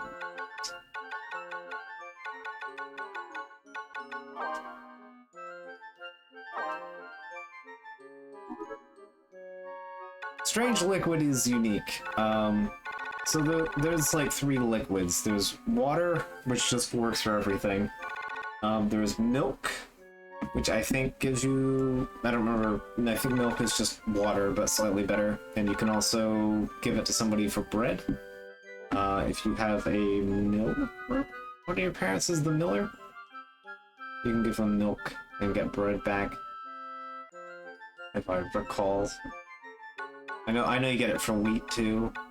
But there's the strange liquid. Strange liquid is pretty much only works on ukes. I don't think it actually recovers much health at all.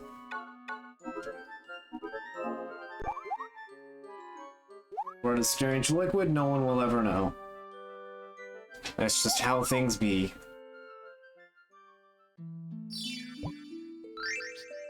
What's our bonus? Avoid damage. I did not credit that. 100 is like your average, so... Anyway, I'll take the extra heart. Yeah, so there are 4 hearts and 4 pockets.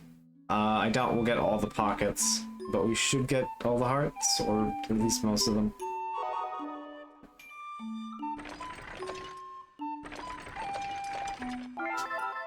Alright, so on to Mars Pass. Mars Pass is the first extra town.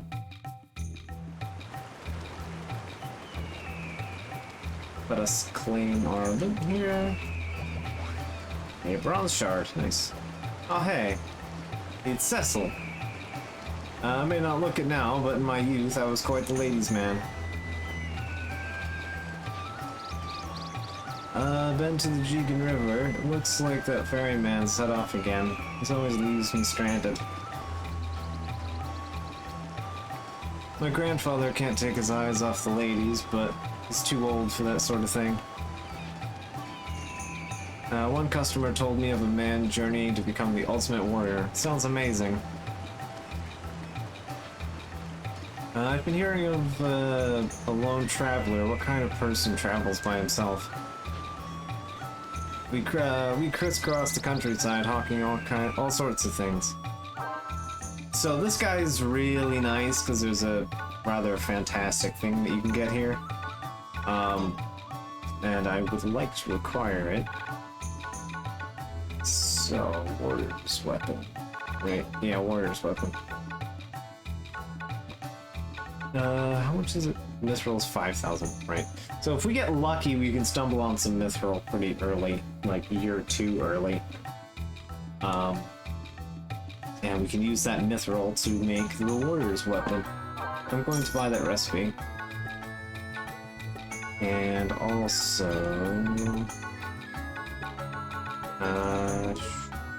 that stuff. I don't need all of this bronze.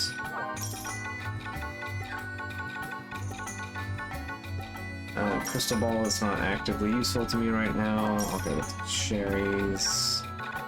I fucking hate carrots, evidently. I don't need all this fish. Also liquid. Spring water's fine.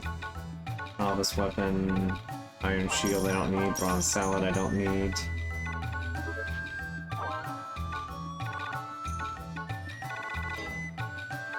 I will buy...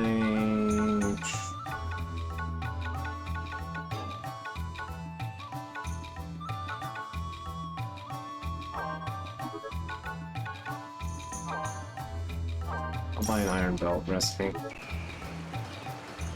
But they travel around from town to town between each year. Warrior's weapon. Yeah, I need... Oh, I need 1 alloy to make that. Oh, wait, fuck. I may have made a pretty notable mistake here. How much is the... You sell alloy, don't you? 250. Oh, okay. Perfect. I still need money, but... I can sell stuff.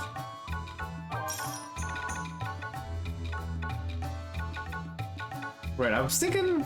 No, I know they sell the Master's Weapon, don't they?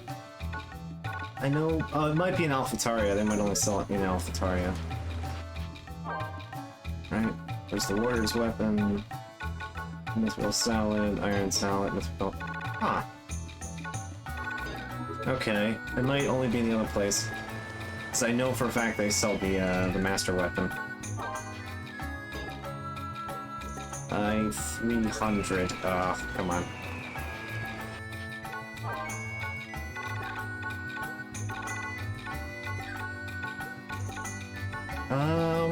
Do I need gold for anything? I don't think I do.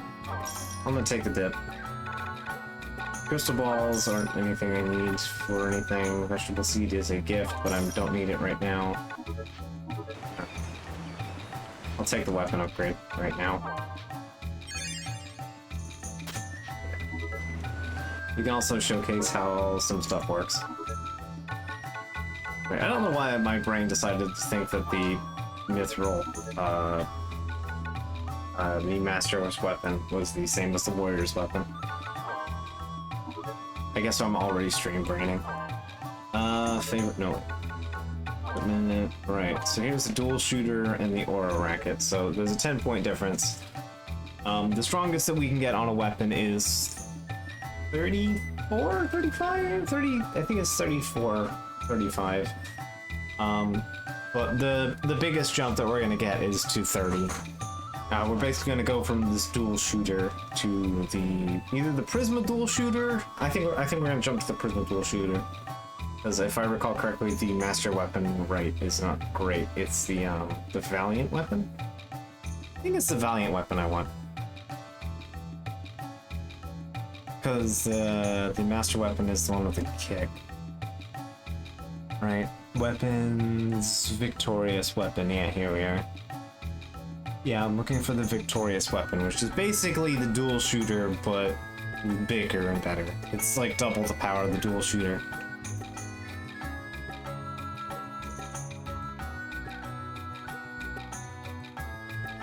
Alright, so I need to go up to...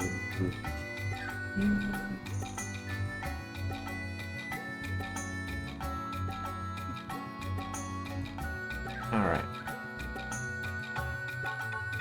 I don't have an accessory yet. Old belts, travel bows, dual shooter. Alright, so we at least have a good weapon now. Let's go to the Mog House. Also, this crystal's here. Each town has a crystal.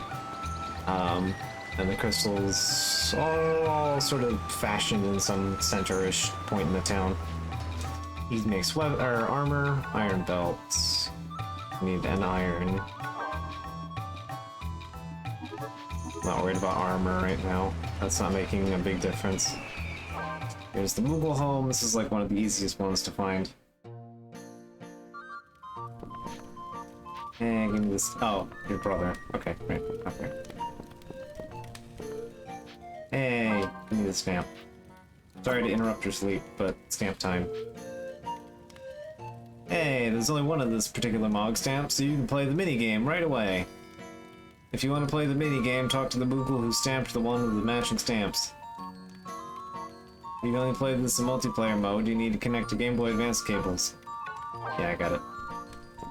So yeah, there is no benefit to actually collecting these, as far as the stream goes. Because we will never actually be doing multiplayer stuff. But I still like to collect them because it's what I do around here. So, onward and upward. We're popping out this side so that I can hit up the Jigen River Port, Moogle. Are they on the other side? On this side? On this side? They might be on the other side.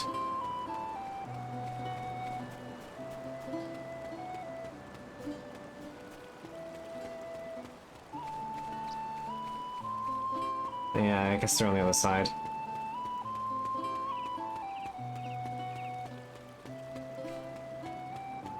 Okay, I guess my memory's wrong. Yeah, they're on the other side.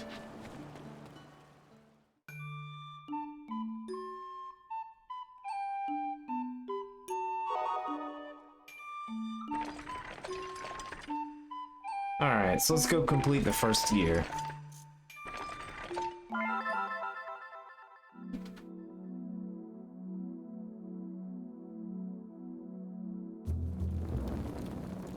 It's really bothering me. I got like these short hairs that keep like getting loose. My grandfather's grandfather was still a child. No one man in this land could challenge the might of the Lilties. They forged weapons of iron to bring the world under their dominion. But eventually, the mine was exhausted, and the Lilties' unstoppable conquest ground to a halt. The Lilties' ambition vanished along with the iron. They abandoned the mine, where monsters now thrive.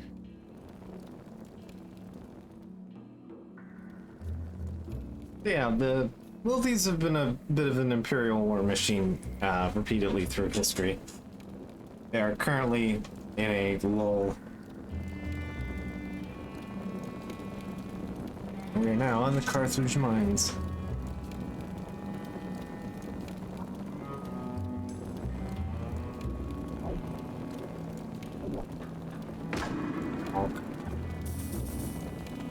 It's a little hard to tell the way this area's camera angle is, but we now have a much better weapon. Take here.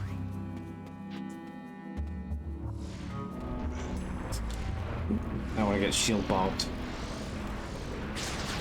Oh right, you literally shoot twice.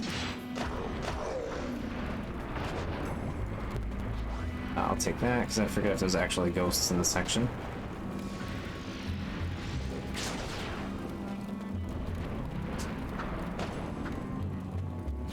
Bombs do, in fact, explode when they die. So, gotta watch yourself on that one. Take the iron.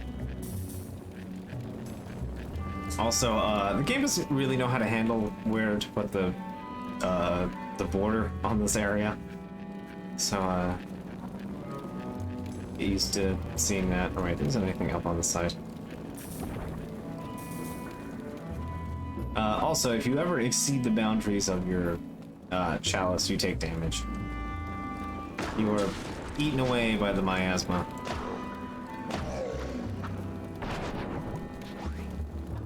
Take the Phoenix down. Alright, so this is where you can screw up this puzzle. You need to tell the switch to go this way, and then you give it a whack. So then you give it a whack. If you go that way, then the cart pops back up a spawn. Take the potato.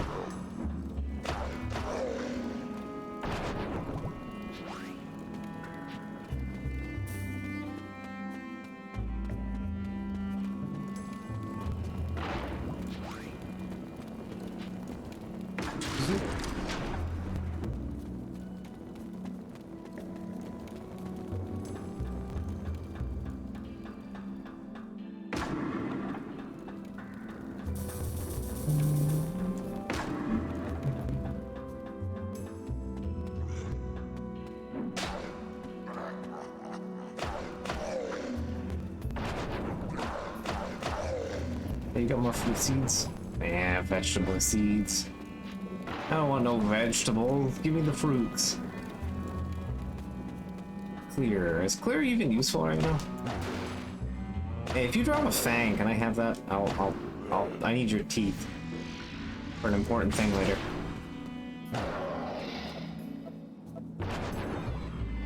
No teeth, just item. Okay.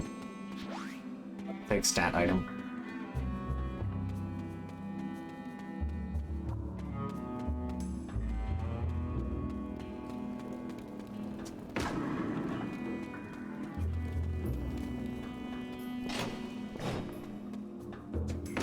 Button.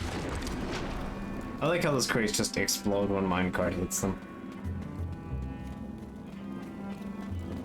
Also, if you might not have noticed, the lanterns in this map are just bombs trapped in cages as they rock about.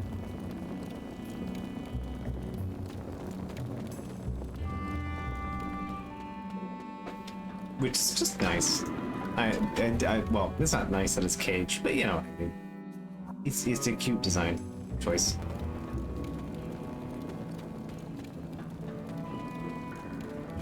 It's a good level of detail. Who thought putting bombs in cages to make lamps was a good idea? I don't know. But, you know, they did it.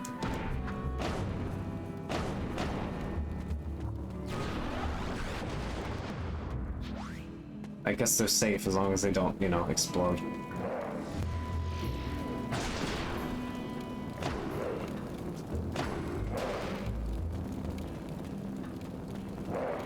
That's an ogre, and I want your teeth. Come on. Give me the blessed RNG. Nope, just more of these. Okay.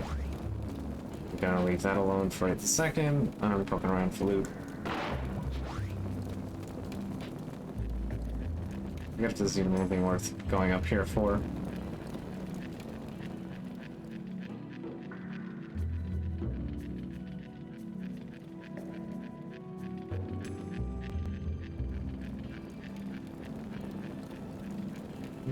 It's just not much of anything up here. Okay.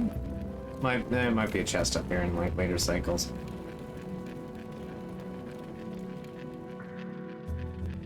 For right now. Yep, I'm just making Mog tired.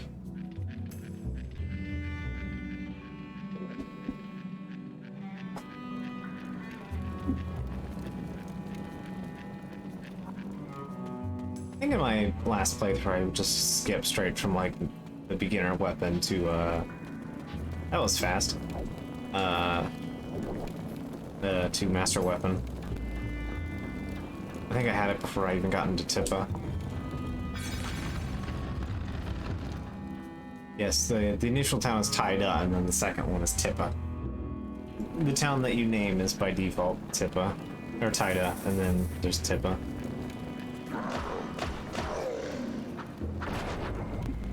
Alright.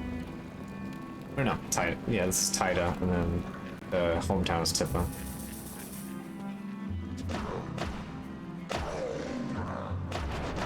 So I get jumbling words. Alright, come on, give me the ice. Actually, the ice is good.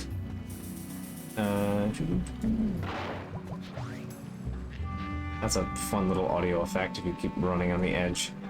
One of these edges here on the map is a Mog house.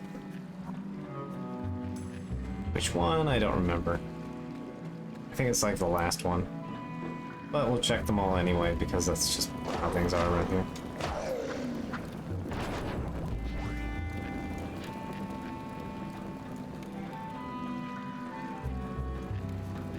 There's usually like a ghost there.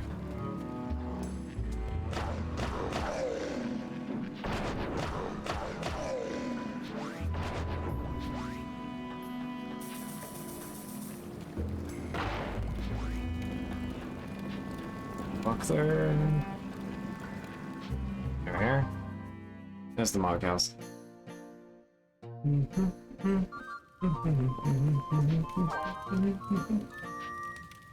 Yeah, so even after about 2.5 dungeons, I guess 2 and like 2/3 dungeons, Mog is looking a little less painted.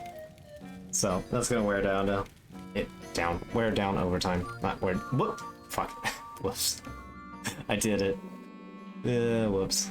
Let's go back in there. Mistakes were made. I forgot to get my stamp. Hey, you.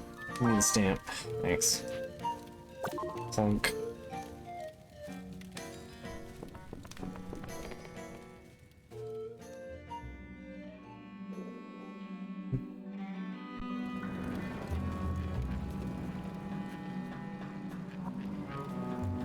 It's over there, but there's one in the next one. Our first wizard type enemy. So a lot of dungeons in this game go through 3 types of enemies. Most of your humanoid enemies, goblins, orcs, lizard men, shades. Is there another one? I don't remember off the top of my stupid head. There's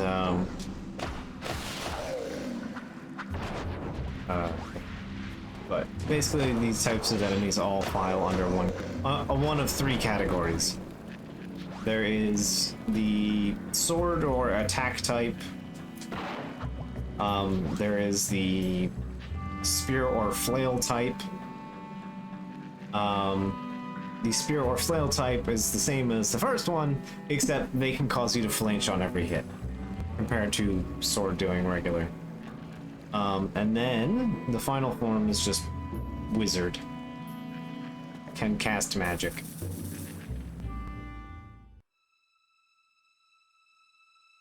Lizard men have a variation called the skirmisher, which are kind of your archer types where they throw things at you.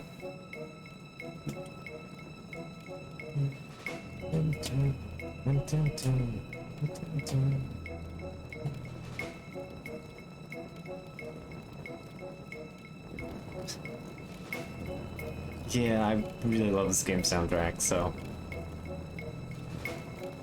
Of the few things that I can actually, you know, cover musically, it's this game. That's about it.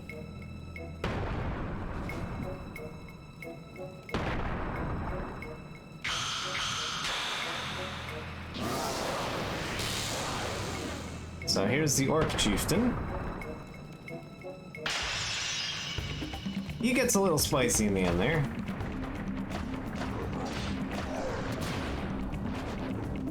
Oh, that hurt.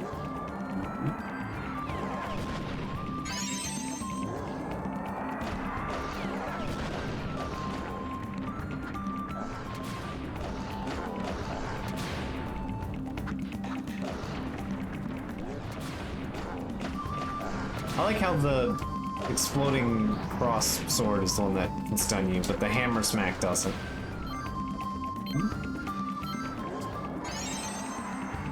Got a problem here. Also, blizzard. Yeah, weird audio crust. I should not be getting. Might have to lower game settings or something.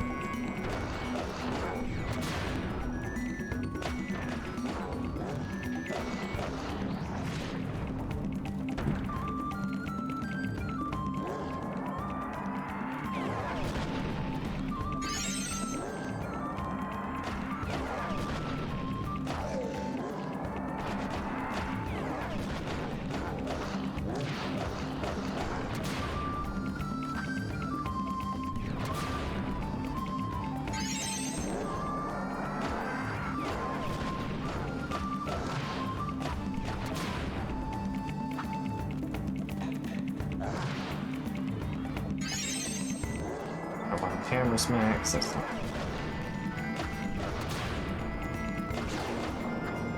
Let's see.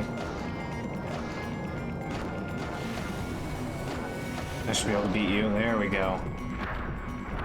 So when he does that big glowing, like, hold up move, he will explode if you do not get to an opposite end of the room. He will explode and instantly kill you. It's, yeah. Unless you know, bonk him fast enough, then it just doesn't matter. But he will explode himself and take you with him if you aren't in a far corner of the room. Also, he just drops wherever he's standing. So, you know, if you hit him like dead center of the room, you can have some trouble. So...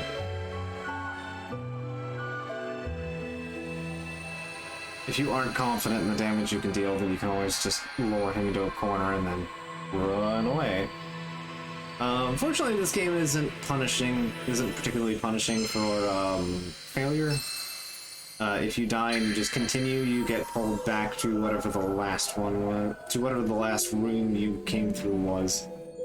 Which could be a problem in like 2 or 3 of the dungeons where they're like mainly just like 2 rooms or 1 room.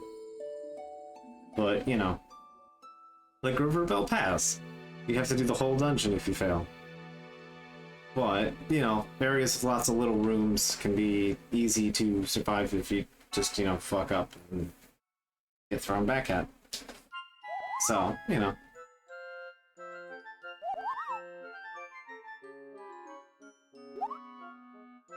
Alright, meal time. What do you got? Letter from Rash. All the flowers in the fields are already in full bloom. I'm sending you a bookmark with one of the flowers pressed on it. I hope that you will get an idea of how beautiful it is. Take out the pressed flower. Thank you.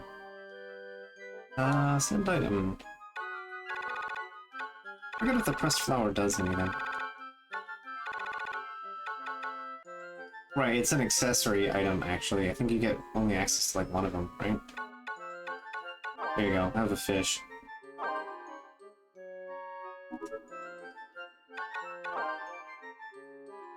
Say, I think that's my family.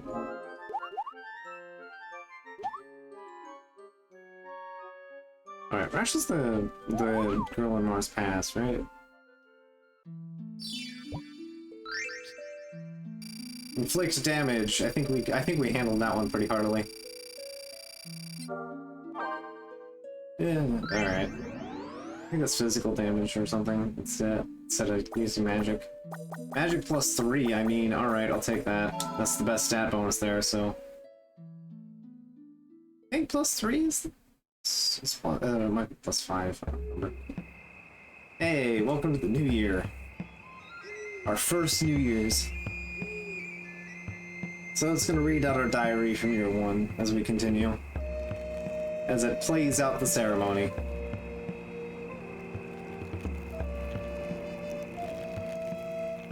And it will just keep going until it's read every entry that you earned through that year.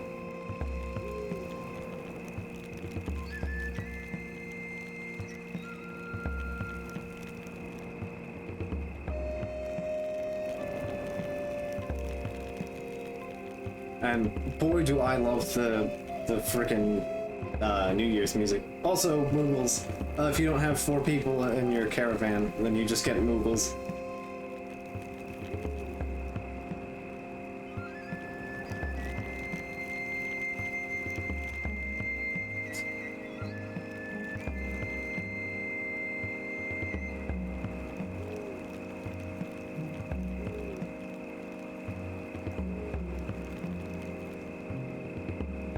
Also, as you get more characters, their family members also begin to fill in the whole, like, back wide section there. And so you get the whole town dancing.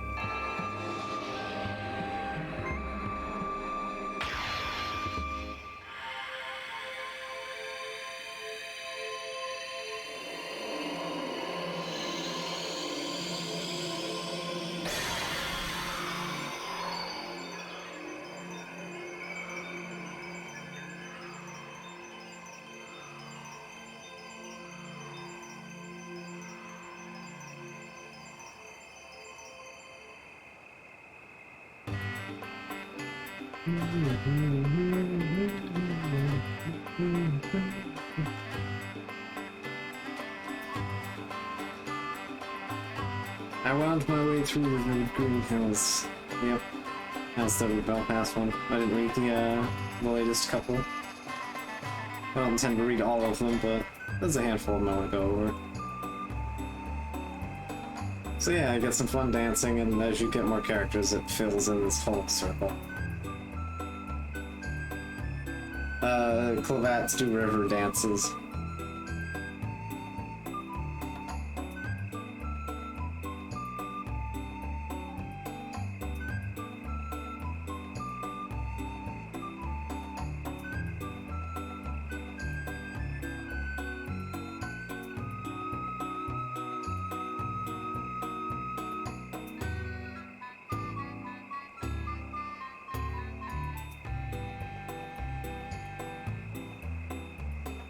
So we're gonna let this first one just play out in full, just for the experience of it. But after this one, we're just gonna let it go for a minute or two, and then we'll continue onward.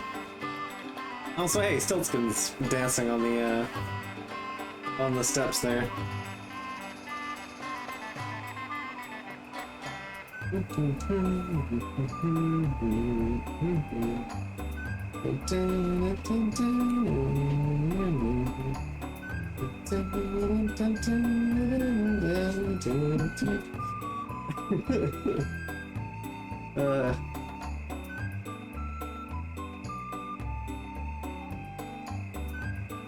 You can tell someone had some fun coming up with the dance animations.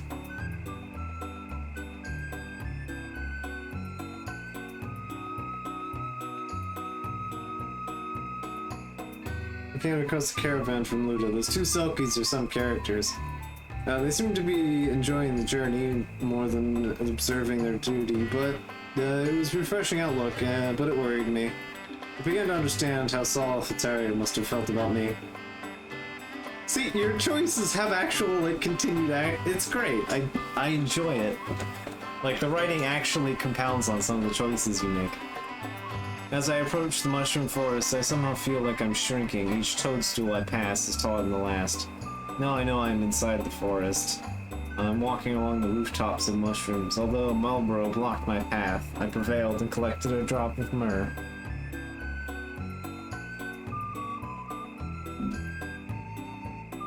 The Mines of Carthage is a relic of the age of the Lultian rain. Orcs rule it now. As I ventured deep into the mines, I kept jumping out of my own shadow, cast on the walls by the flickering lamps overhead. I found the Orc King waiting for me in the deepest cavern within. After my victory, I collected a drop of myrrh.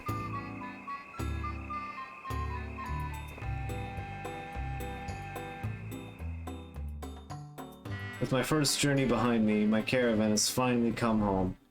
Before setting out, I had heard only stories of the world outside. Once out there, I found excitement, surprise, and a bit of hardship. Whenever I close my eyes, I vividly remember all my adventures as I searched for myrrh. Tonight is the festival. It's time to celebrate.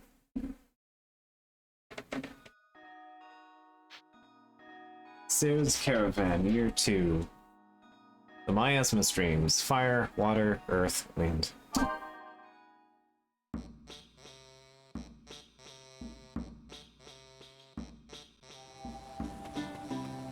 Hey guys, time to set off. Here's our allowance. 78 gold is our allowance.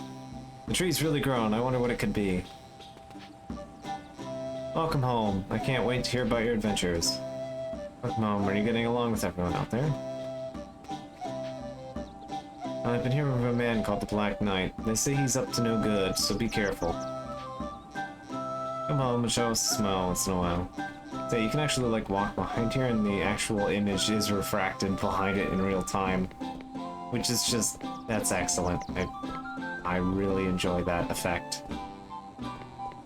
It's quite good. Alright, so let's go claim our loot drop.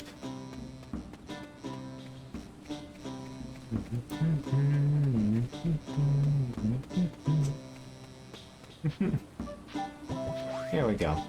Chunk of bronze.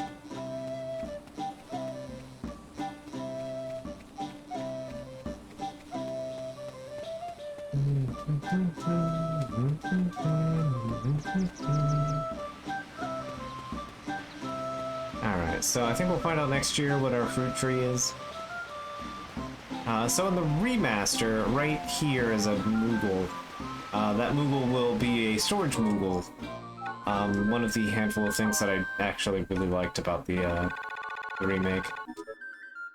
Or remaster, I should say. It's not a remake. Yeah. It's really a shame that they decided that it's more of a phone port than a video game.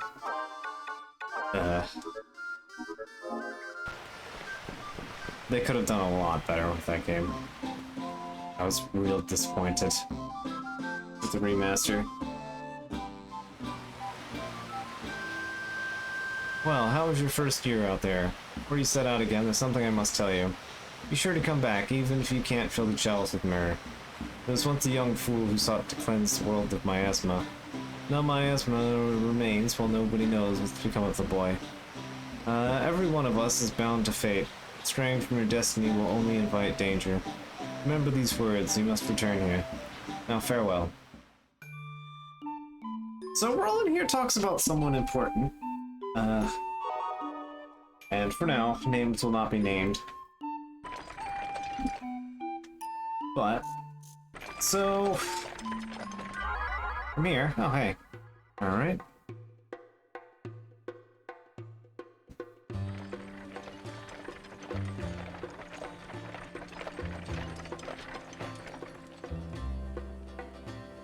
Hello there. You're the caravan from Stairs, aren't you? You've come a long way. Why isn't it a fine day today? I hope your journey is bright and clear as the sky is now. But crops don't grow without rain. Oh, alright. I hope your journey has some rain too. Well, hopefully you'll grow through your travels and end up stronger than when you started. May that be true for both of our caravans. So they're from the Clavat focus town, the Fields of Fum, which is a farm town across the river. You won't be able to see them for a few years now, but as it stands. So we're going this way. As you may have noticed, last year it wasn't here, but this year it is.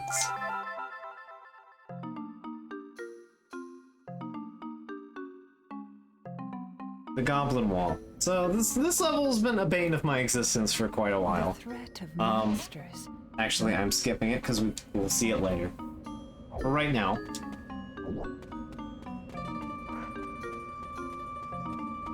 Right now, we're just in here rather temporarily. We're not completing this dungeon this year.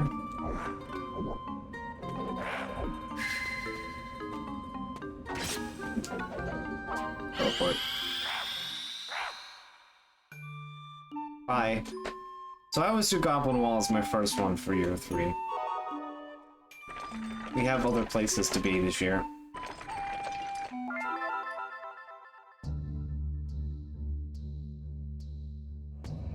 Goblin Wall used to have a bug where you could be the dungeon, but if you got to the mail section, it would crash the game on Dolphin. And then earlier, by the end of last year, early this year, they fixed it through a setting, difference in the setting. They had made a change to a setting. So you just turn that setting on and it works.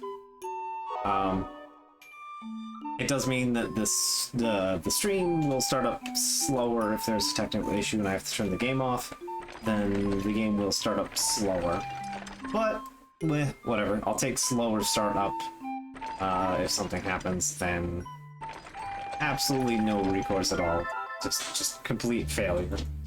Alright, so before we go into the next 2 dungeons, did I forget to grab color on the way out? Yeah, I did.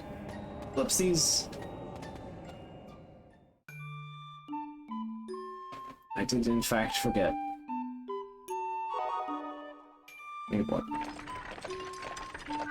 Oop. Event time. We're gonna finally meet Shella here. It's the only one we haven't met yet. Nope. Filthies again.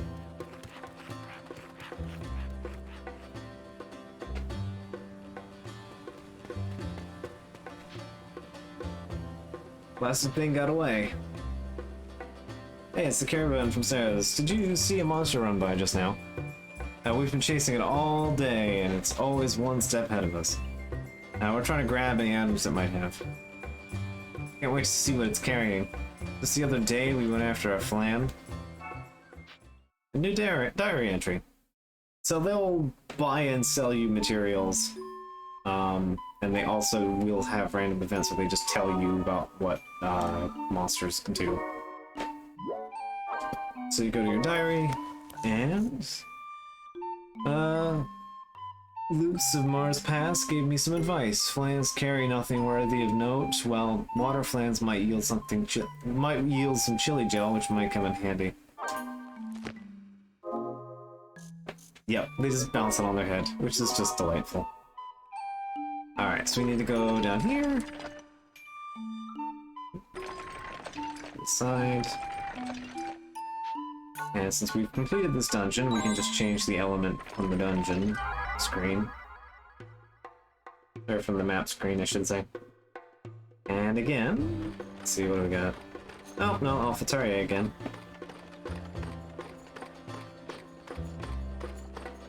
Hello, Caravaneer. Greetings and good day.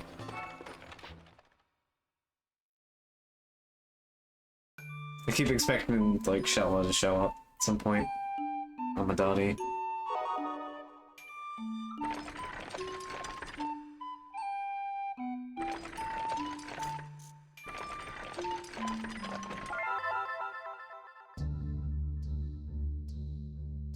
I should turn myself a little bit more. There we go. A little more centered in the camera. Alright. So we're gonna go through here. We're actually gonna take a route that would, if you didn't complete it in a certain way, you could soft lock yourself. So, it's fine. It's actually one of the only areas in the game you can do that, but it's available. But we're gonna go out of our way to prevent that, so.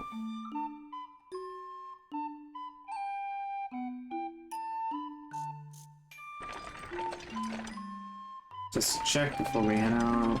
Which one? Earth. Hide it first. Alright. I think there was time to just wind. No, I think it's Earth because it has the poison.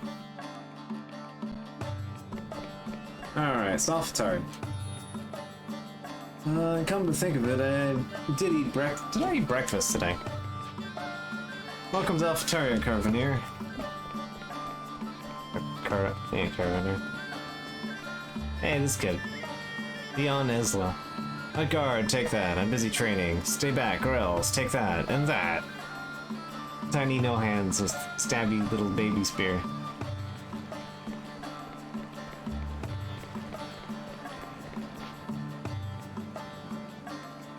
My family has run this inn for generations, but patrons are few and far these days. We often head out to Fields of Foam to purchase new stock, but I could never live there. I married into a family of innkeepers, but that husband of mine is such a gutless wonder. Why, his forefathers should be rolling in their graves. My husband serves as a guard, but he's not exactly the sharpest blade in the ranks. Man, you met my husband? I don't remember him at all. You plan to take over your family business, right? Having your own thing is... well, that's fine. So many kids have no desires to follow their parents' footsteps. It's such a waste. Good day. I have all sorts of provender to hungry travelers. You just sell, yeah, stuff.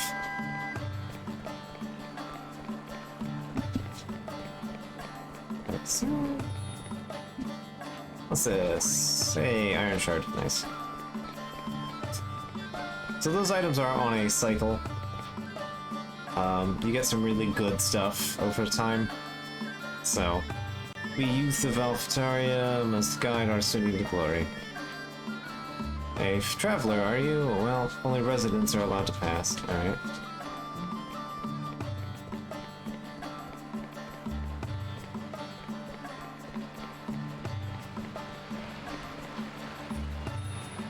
You have... They say that children take after their parents, but I'd rather not end up like mine. Yeah, I get that, man. I get that. I'll put that in sometime. Hi, little dog. What you up to? There's a goofy little dog on the side of my bed now.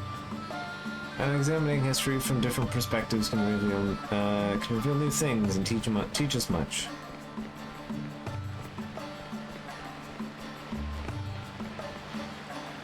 Never seen you before. What do you want with me?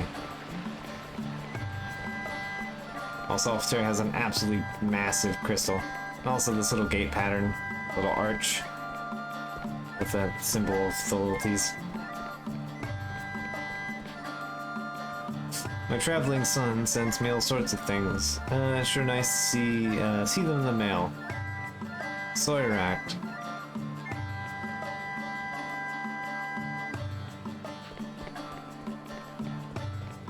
That guy must be really old, because I know, like, isn't Rack's story about how he retires?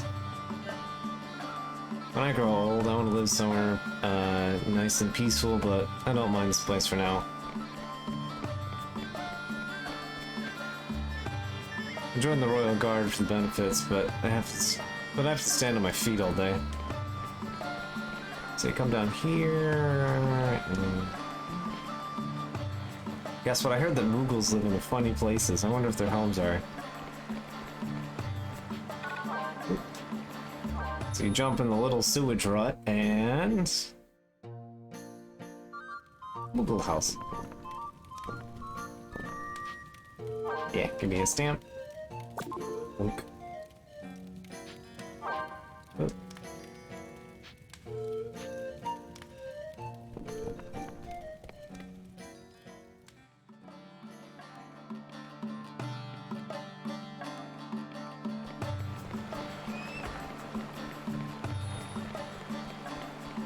Alright, I forget. Do they show up this time of year? There's, 2 smiths in town. Or one smith in town? I know there's a smith right there. There we are. Smith. A doll.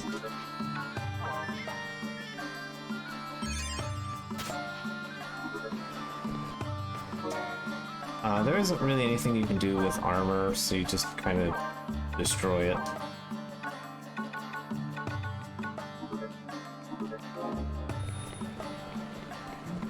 I'll take the minor defense improvement. I forget, do you guys show up here? I have not checked. I should. Yeah, here we are. Yellow Bay. Warrior weapon. We do not have master weapon on you. Well, anyway. Anyway, he's the guy that travels around. We saw him in Mars Pass last year. He'll shuffle around place to place each year.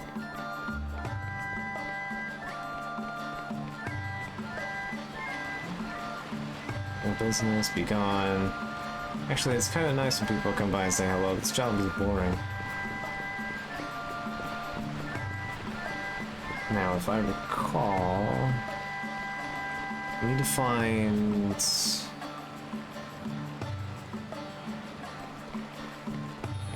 Knockenfella.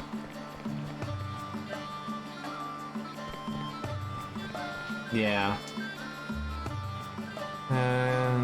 Sure, Elder, well, please send him my regards next time you're by. Yeah, GameCube limitations and all that fun stuff, I think. Grow old. It's peaceful, but I don't mind this place for now. Some Maltesers believe that they rule the world. They always glower at me. There is Knockenfeller. I know you're in here somewhere.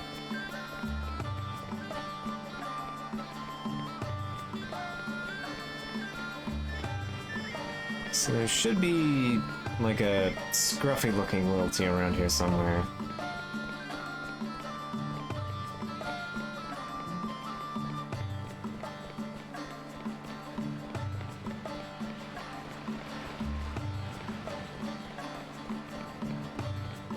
We're kind of scouring around for this guy.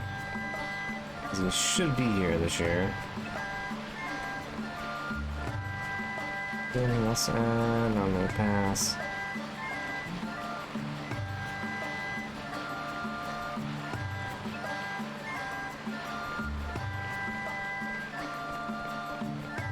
He's around here somewhere. Ah, here we are. Knockfelmer. My duty is to the king and princess, but I'd rather someone else police these streets.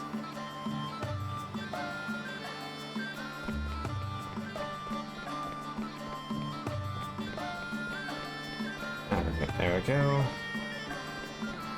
I had to talk to you multiple times, just to check, honestly. Just to be thorough. Yeah, it is a bit of a shame that there's no, like, castle area here. Thank you. Guards of old were stalwart, but our ranks are filled with cowards. If only I were the younger ranks would pull it together, I wouldn't have to patrol the city myself. Okay, that's all your lines. Okay.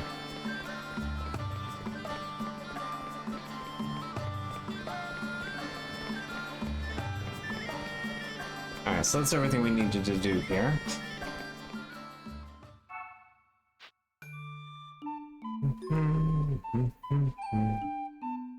Alright, so just because I'm going to... Yeah, alright, I'm gonna go this way first. Yeah, you have the earth. Yeah, alright. 1 second though. I'll be right back.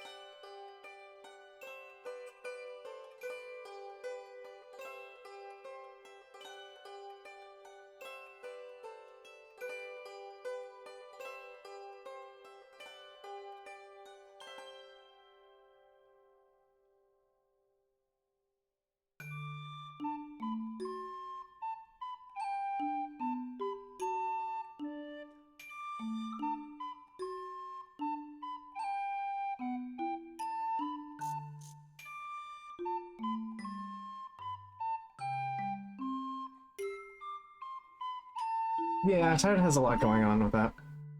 And I'm back.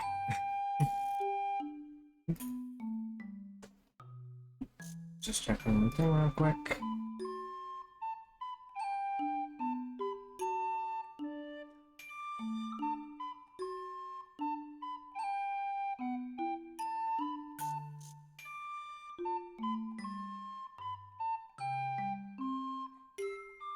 Alright.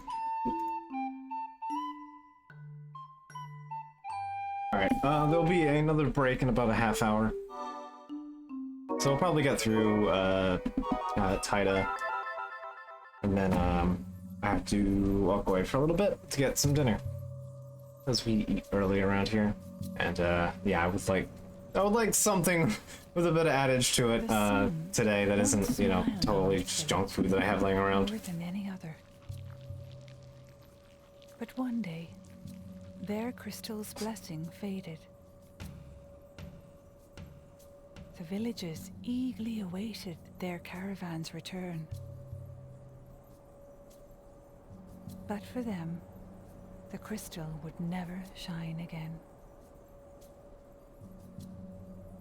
It is said that Get your butt not up there, a little single dog. one of them tried to escape. All stood fast, waiting for the caravan, hoping to the very end. After hearing that tale, I felt the weight of my burden like never before. So yeah, they set some real stakes to your failure in the story. So yeah, Taida is what happens when you fail to bring the crystal, the mirror back to the crystal.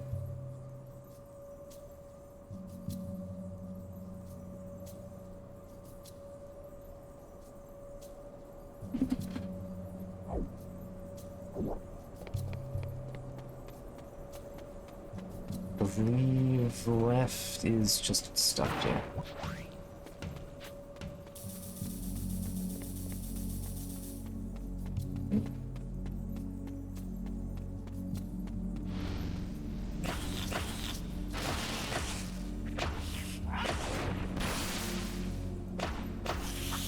I don't have clear.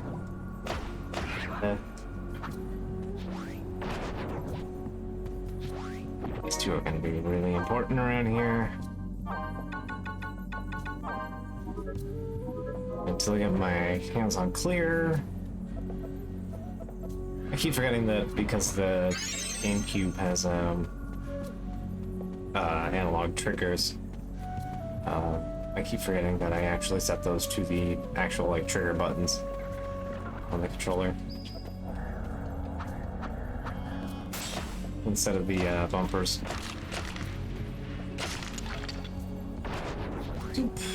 Alright, couple bucks.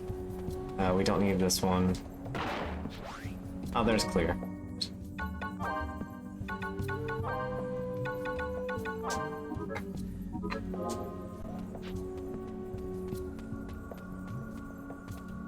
Yeah, this is, we get really big bugs in cycle 2 and 3. I think they show up in cycle 2 anyway.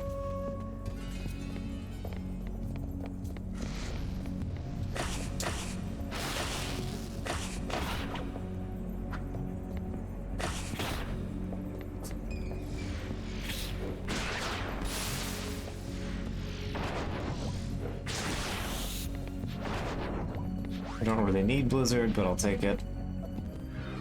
Might notice fire is kind of universally functional here.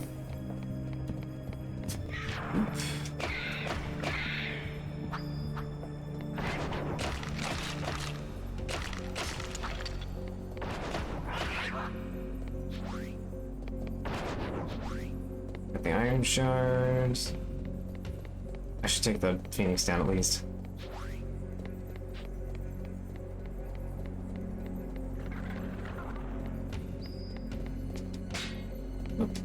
Around back. Okay, sure, just keep blocking from there, that's fine. I'm not gonna complain.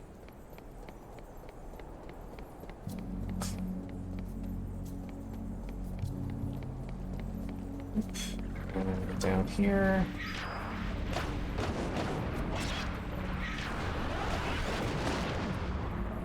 That's a big problem.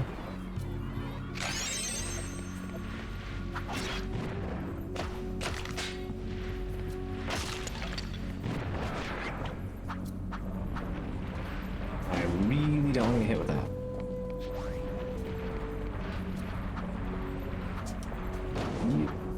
There's a somewhat third dimension, like full, like 3D limitation to the models and their hitboxes. So when things go upward, they tend to take their hitboxes with them, which can be a bit inconvenient.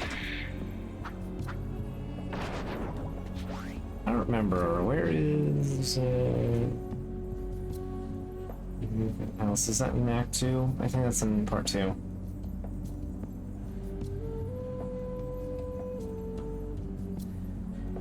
Oh, it's in Part 1. Okay.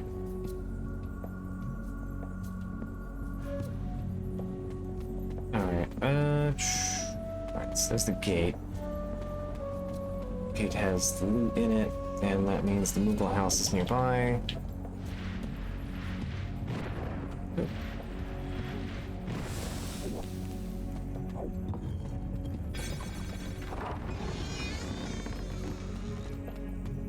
Okay. So there's nothing particular in here but loot. But we'll take that around here.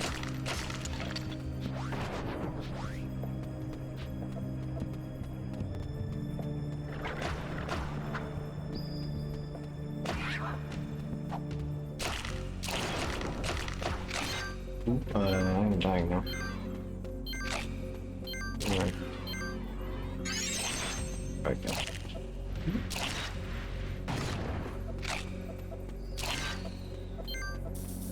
You guys are hitting a little hard right now.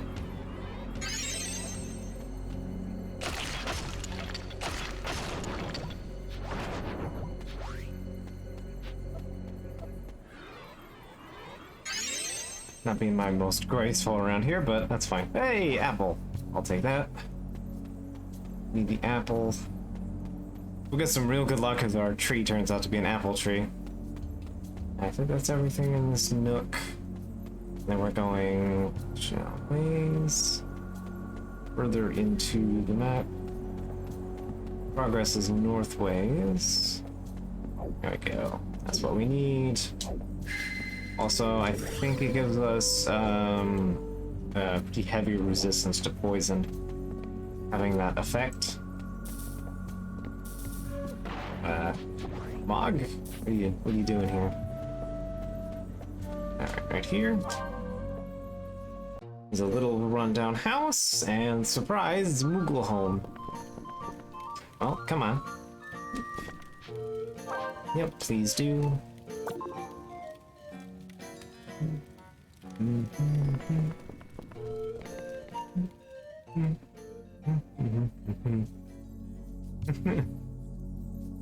Oh boy.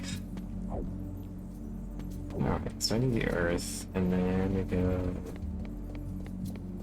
Alright, it's fine.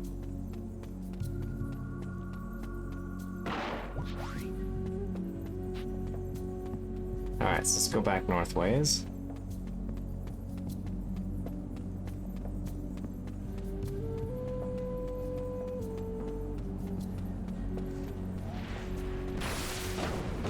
Yeah, see, we would have gotten poisoned by that. Also, enemies get hurt by that, so...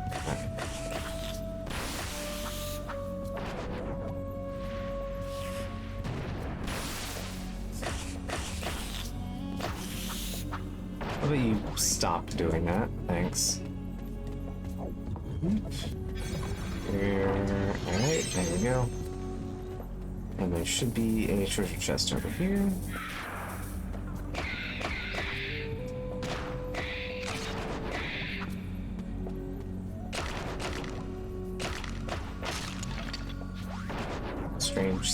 Strange seed.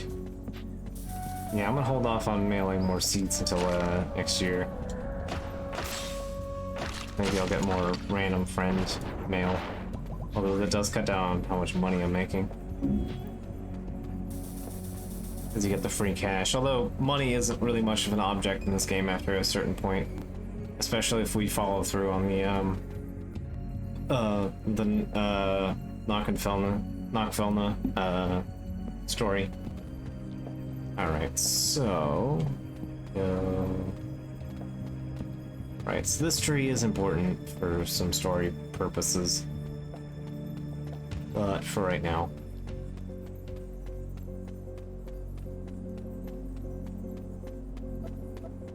Okay, let's take clear out for now.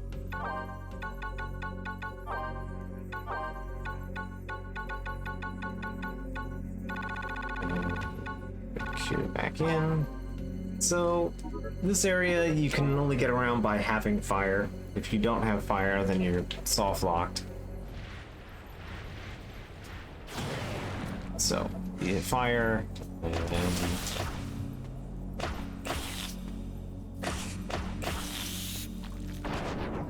so fire, depending on the flavor of spell that you cast,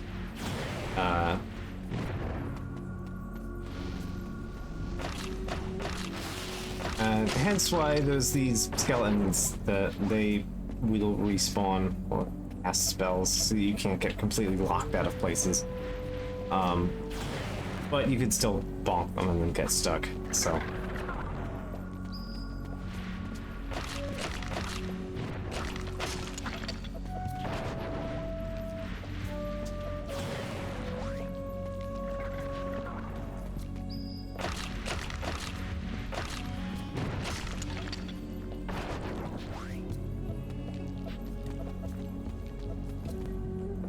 These will only die if you kill them with, if you hit them with Firaga. They otherwise just kind of temporarily sizzle up, and they'll come back later.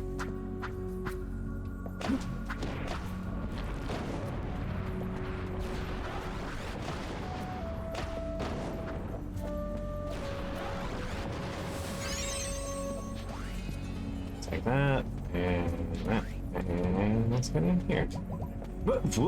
Okay. Sure, just hurl the thing. That's fine. It's fine.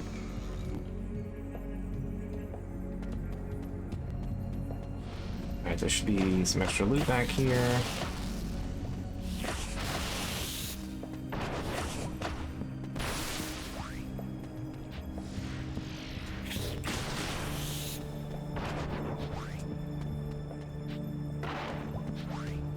A mithril belt, nice. That's a good one. Just a movable pocket. Alright. I can stuff clear in there for now. Clear, as ever, very useful. As it might not seem like it. Jeez. That little bit of hair just kind of keeps coming back up, doesn't it? Does not want to stay in place. Whatever. I'll just live with it.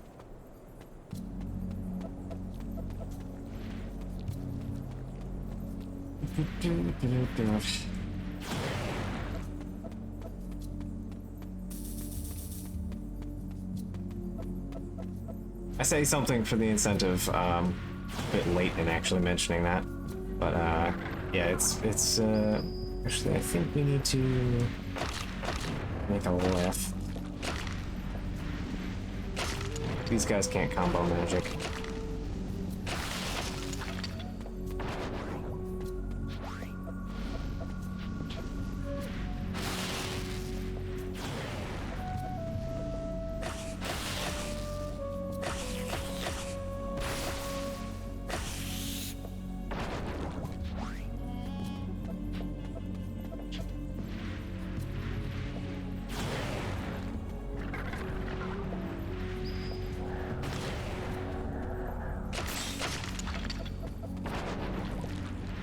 I already have cure. So there's a trench just here, and then there's some more on the left side.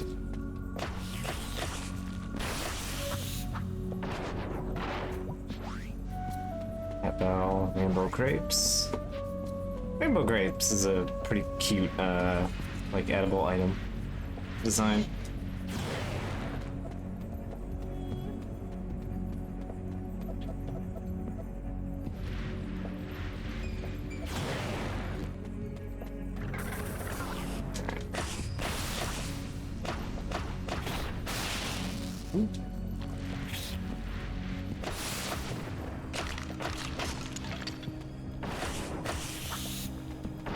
Ground corn, worm antenna. Worm antenna is another accessory item, I believe. Alright, here's the big field. With the weird plants in them. Fruit seed, nice.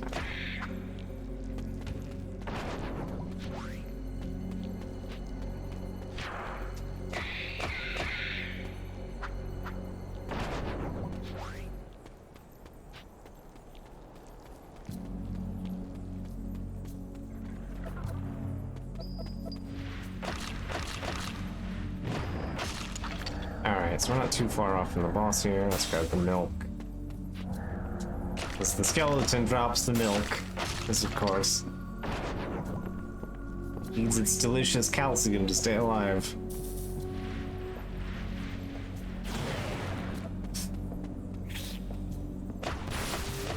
That is a hell of a thing in Space Station 13. You can't get injected with anything, but you also can't really heal yourself with much of anything if you play as a skeleton. So I pretty much always immediately just spend like my own bank account just to like buy a cow so that I can keep it in like the chem lab. I'm just like, ah yes, this is what I need. A noisy farm animal occupying my lab. In case I accidentally explode my arm off and need to put it back in and not die.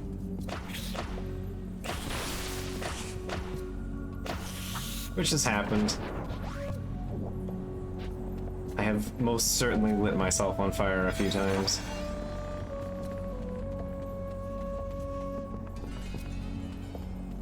Alright.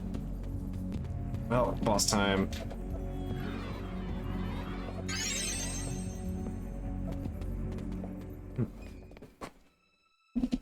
Alright.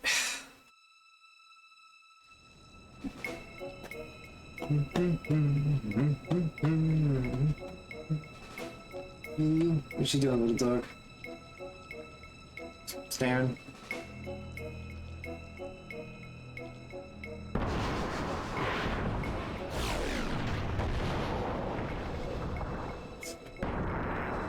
I like that the chimney gets turned into a cannon. I forget what your name is, actually. Oh yeah, this guy's just called Armstrong. Because he's got a big arm made of, like, house struts.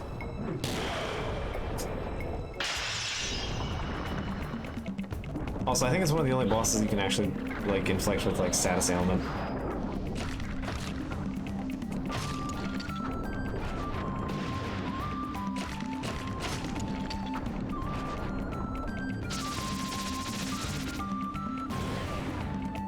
Yeah, he lights this fucker on fire.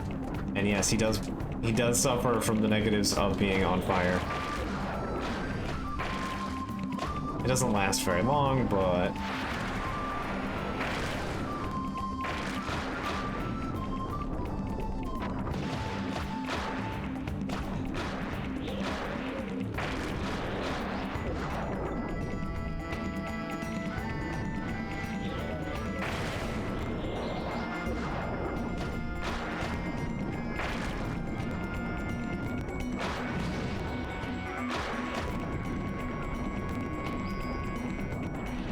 I need to deal with the skeleton.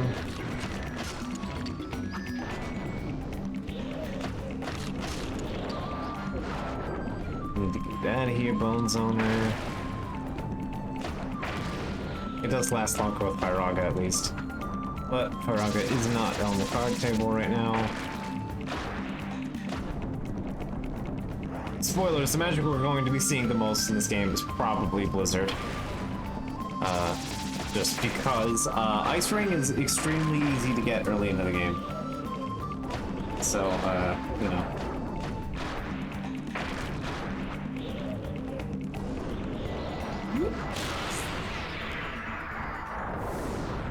There we go.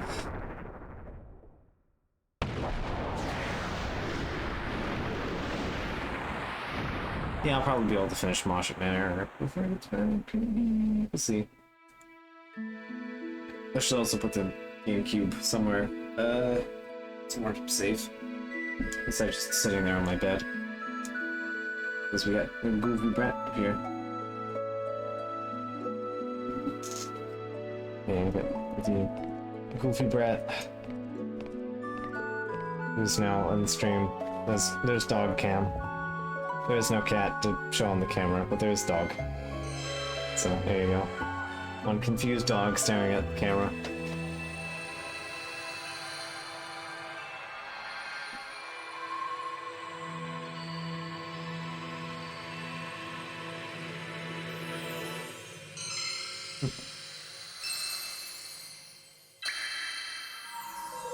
Alright, our first drop. I think we can actually go back to Alphataria to grab the, thing, if we wanted to.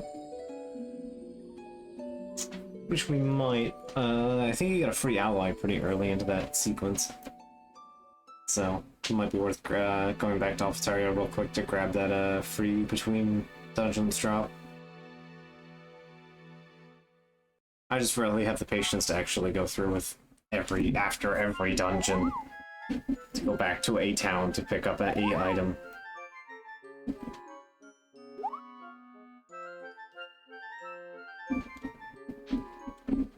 Hey, it's my father, Zagat. How are you? Ever since you left, Momofi is really sad. I threw in a fish for you. I hope you like it. Hope you come home soon. Have a fish. I just stuck a fish in the envelope. Your sister misses you. Have a fish. Pick out fish. Yes.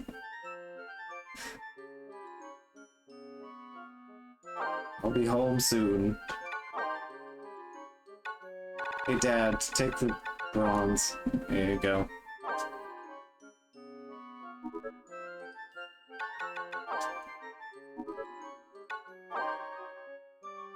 So Dad is happy, sister is happy, my mother is neutral, my brother is neutral. Alright.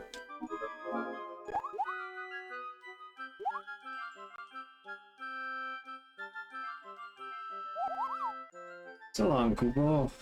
Off he goes! Take physical damage. I guess, yeah, I got the shit beaten out of me by skeletons, so yeah, that's fair. 164 is fair. Shuriken, +3. Another +3 to magic, alright. I'd like to start getting physical attacks, but alright. The game wants to keep handing me +3 on magics, I'll take them. Alright, let's grab our free item and then we'll head into Moshut Manor, a dungeon that I quite enjoy. Oh hey! Important storyline beat happening now.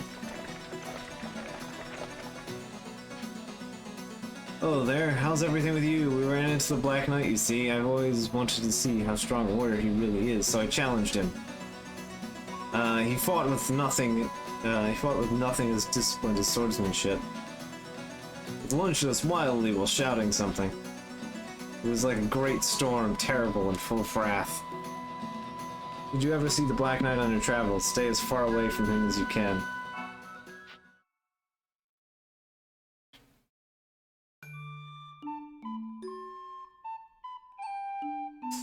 So yeah, the Black Knight stuff is important. Oh, whoop, I wanted to go to the left, sorry, actually.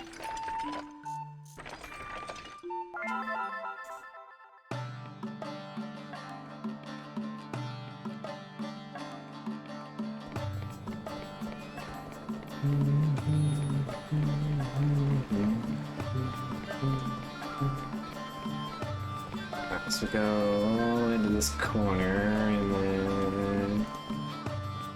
What's this? Fruit seed. More fruit seeds to mail. Everybody loves fruit seeds around here.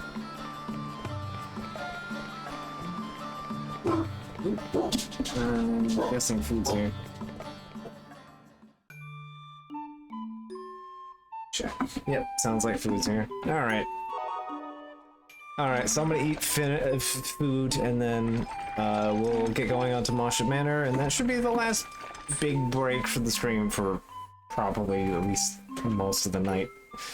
More or less just to go to the bathroom or cram food in my face hole. So, yeah, here's the last pretty much big break for the stream. It's just coincidental timing of everything. So, I'm gonna eat, and then we'll continue onward. We'll get to Moshut Manor. A dungeon that I really enjoy. It's not a good dungeon, but it's a very fun one. I guess that makes sense. It's not fun as a video game. It's fun as a story, I guess. So kids love waiting puzzles, right? You just wait for things to happen, and then you progress. So let's save, and then I will go get my food.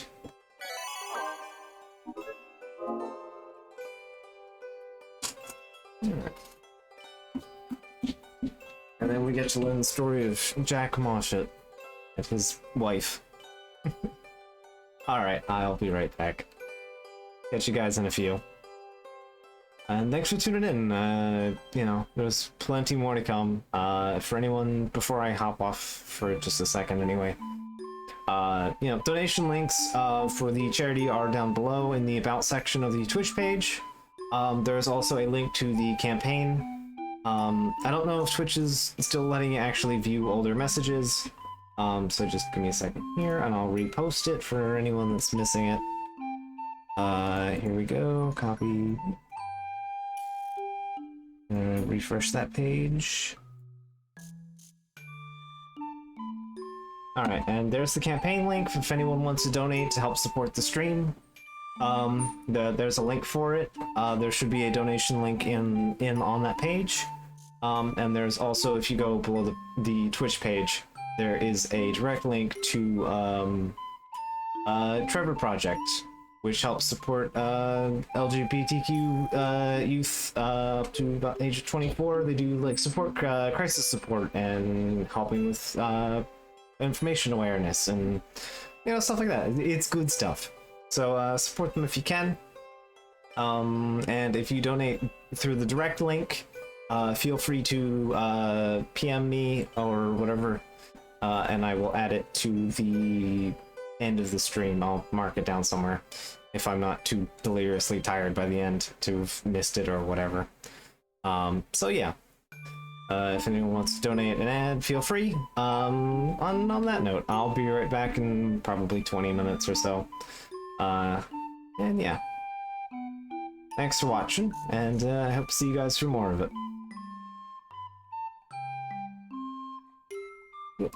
Oh, wrong BRB.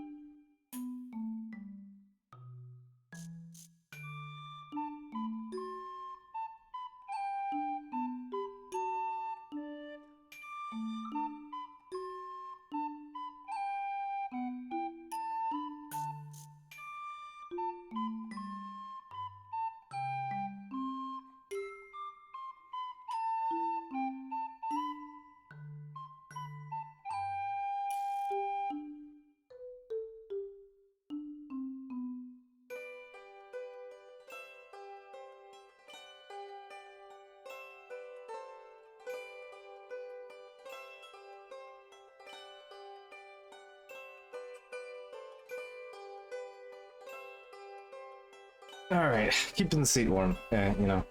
I said that and I remembered I was muted. Anyway, I had a massive sneeze. Like the second I was starting to sit into the chair. So, timing on that is rather amazing.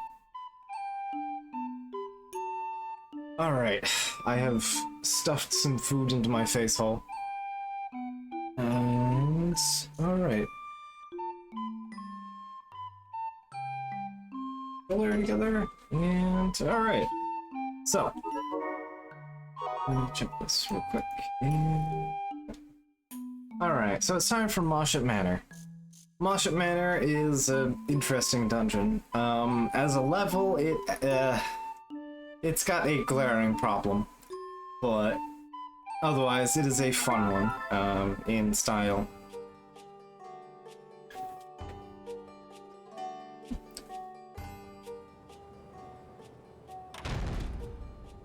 Jack Machette was starving, so he ordered his Tonberry chefs to make dinner right away. But when Maggie awoke from her nap, she was furious to find the table bare. "How dare you forget my dinner?" she bellowed at her husband. Jack knew the trouble he was in, so he demanded the chefs make great haste. But, as always, they took their own good time. A resignation.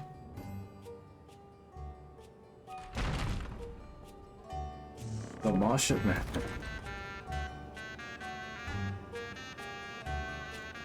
So, Moshut Manor, your goal here is...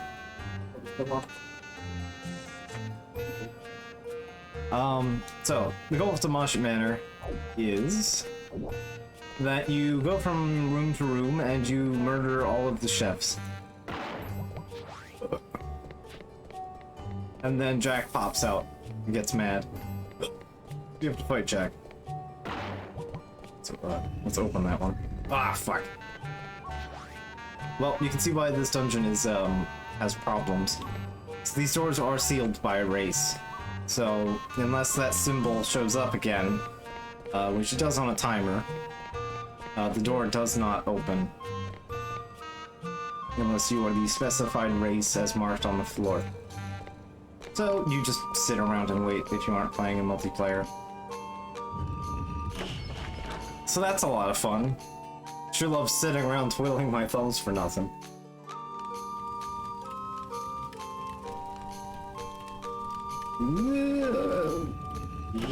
Make sure the door's open.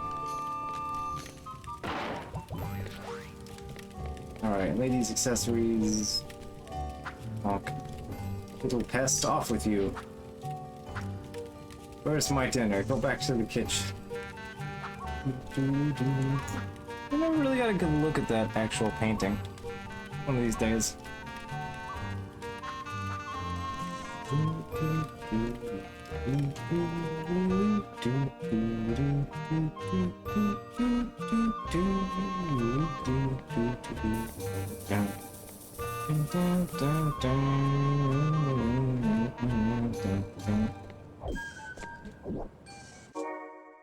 Alright, I do have cure, okay.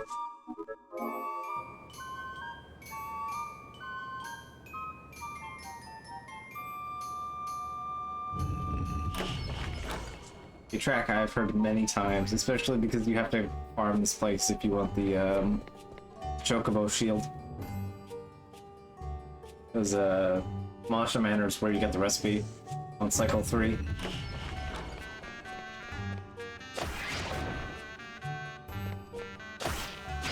Ooh, ow. Cranberries are dangerous, as one may be able to guess.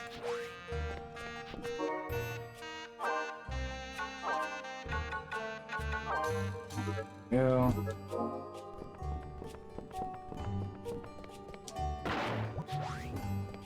Elm of Arai.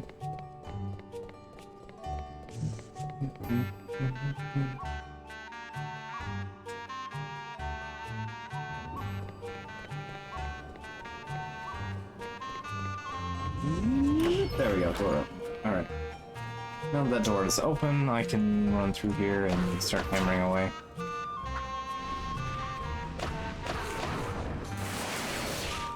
Oh, gargoyles are a little nasty in that they can shoot any old element.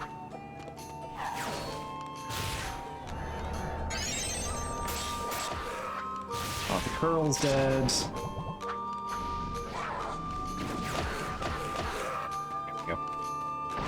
Take clear, even though there's not really any reason to have it. Chocobo pocket, excellent. Gravity.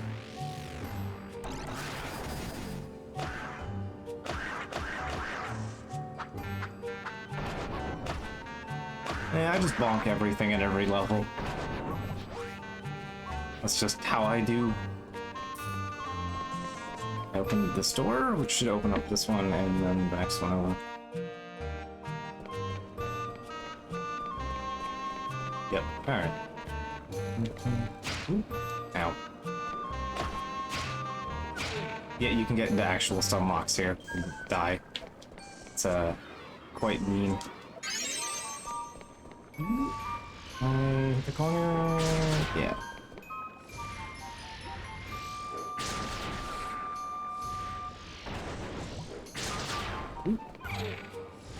The lamp.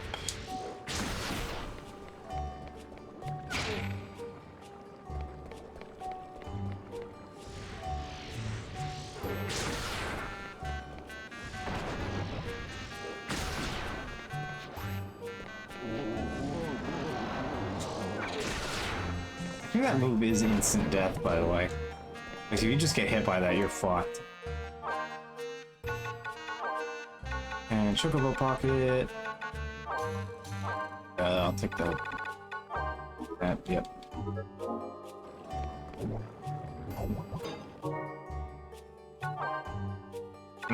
Is there anything of no particular value in here? Spring water, yes, take it. Some bananas, apples, and pots. Ooh, okay, door. Door is important.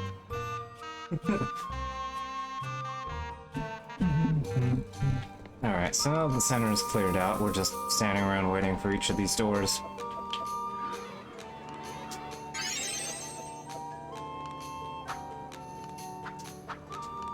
I should leave this one last, because it's like the secret one that we can deal with. But I'm waiting for the doors anyway.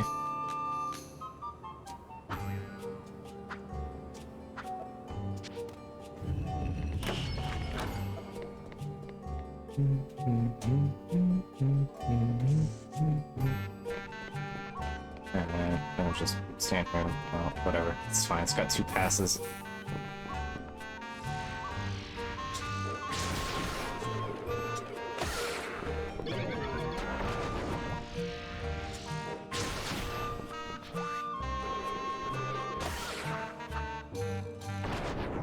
Alright, Chef Toast. Let's see, the door should be openable now. Yep, good call. I did it. Long ago, there was no miasma nor monsters. Our folks were blessed with a crystal's aura.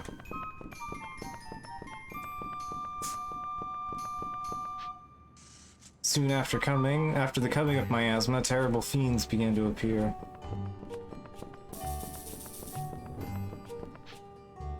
Trees of myrrh began to yield their due only after miasma had deluged the world. Need the loot.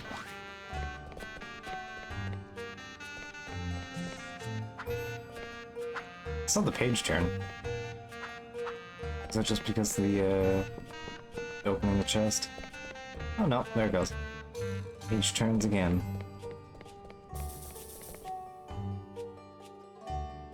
So yeah, we'll keep that one up in the corner for a moment.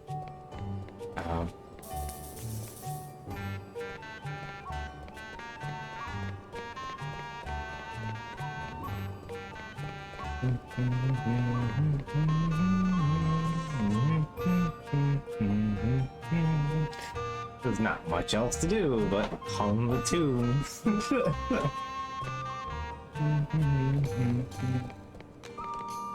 So in the dining hall, there is a Moogle house. Don't ask me how it gets there, but it's there.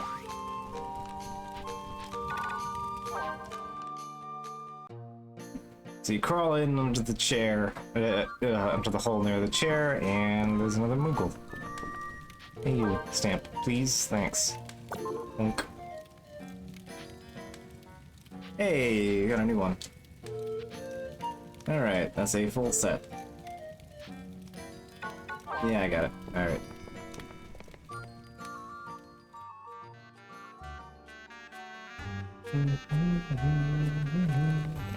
Alright. Alright, stand there.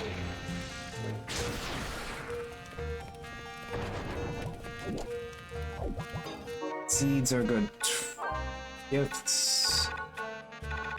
I'm gonna... there, I guess.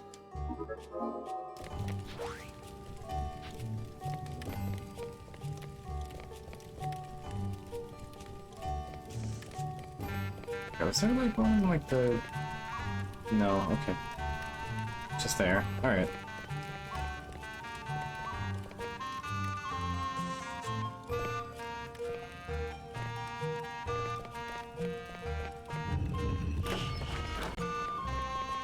Alright, so let's go get the last room, which is in the upper right.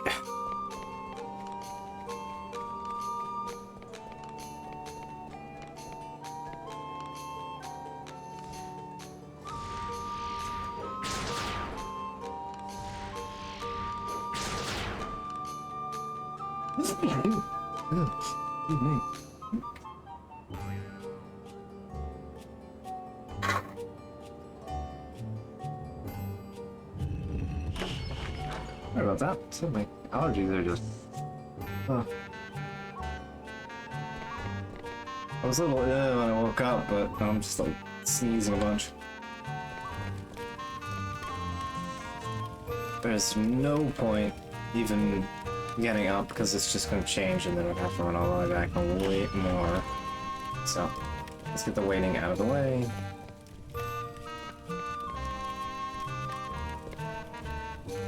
It's chest here.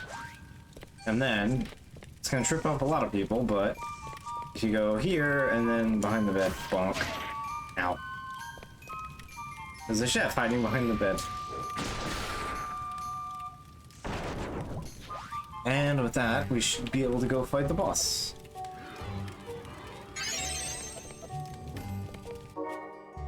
I don't think there's any reason to use fire. Oh, did I ever show off racket fusion? Or I guess weapon fusion. So you can change your weapon out and combine it with a element. And it basically is functionally a normal weapon, except your charge attack gains a magic attack bonus. But you do have to waste a slot on a whole new melee weapon.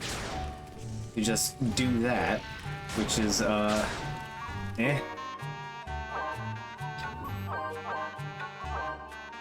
So I guess if you decided you made like two of the same weapon, or two different weapons with the same power, you could have two different kinds of charge attacks if you wanted, but, you know, it's not the most practical thing.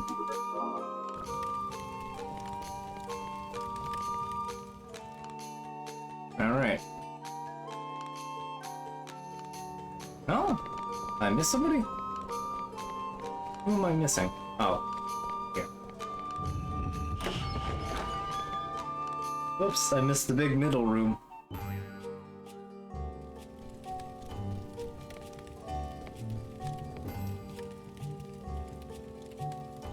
I forgot you could get in here. Brain just like completely checked out on that one. Wait. Let me put back in.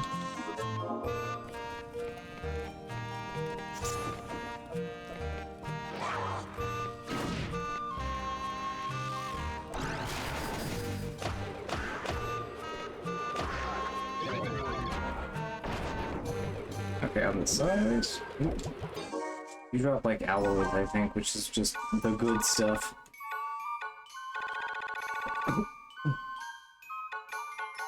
Fruit and veg.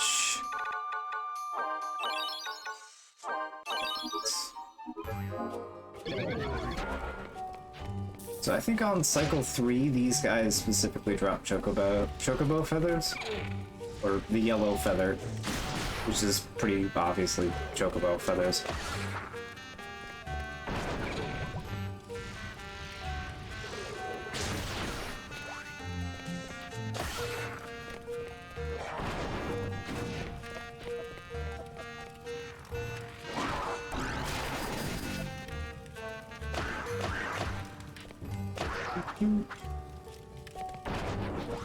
Yeah, alloy. Alloy is important stuff. Gonna need a handful of it. Okay. Let's split that up, remove Blizzard, because there just isn't a reason to use it. Alright, there we go. Now the music cue. Okay. I was waiting for that.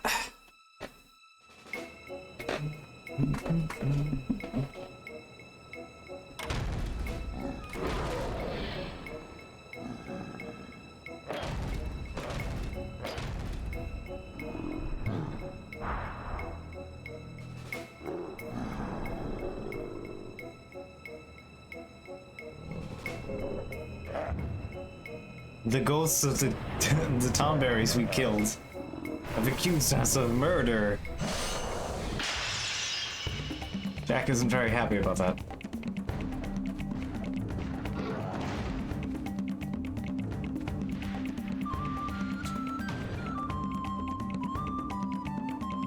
So you can ignore Maggie, but for this first fight, it's not the most advisable. So Maggie's gonna show up and do support.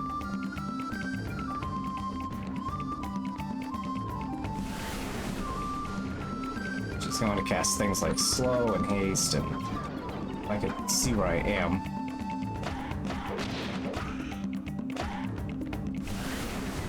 I can't see behind Jack, so...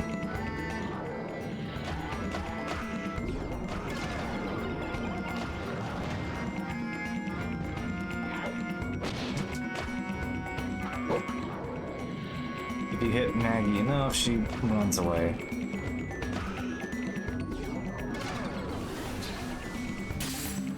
That's gonna be a problem.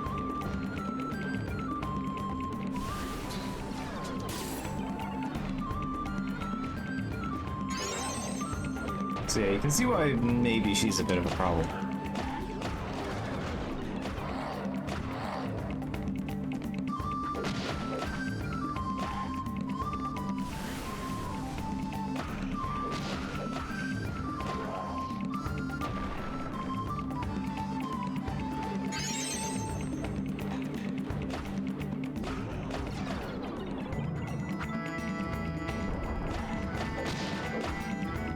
Oh yeah, Jack heals himself while Maggie's out as well. Whenever he flexes, he heals.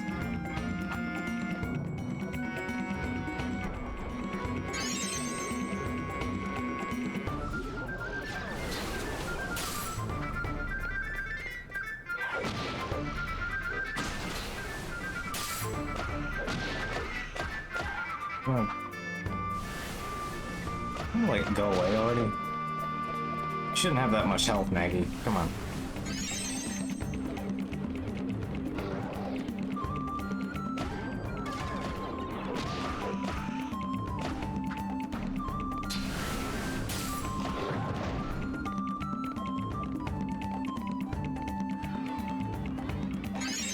Maggie finally run away. Yeah, okay. Maggie's finally out of this fight. Alright.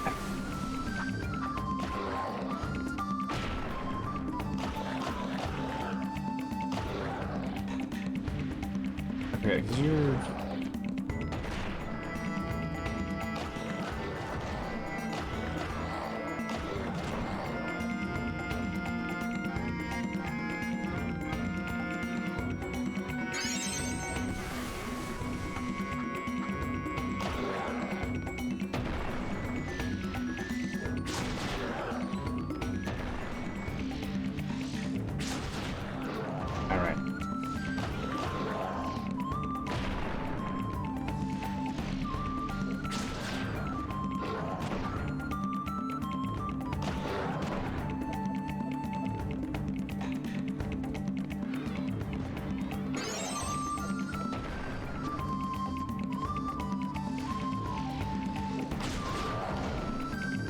factors?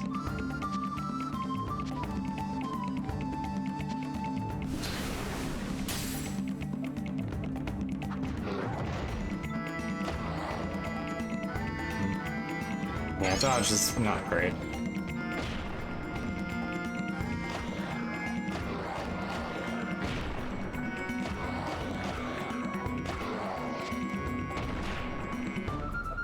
Yeah, it did give me some iframes, but not enough.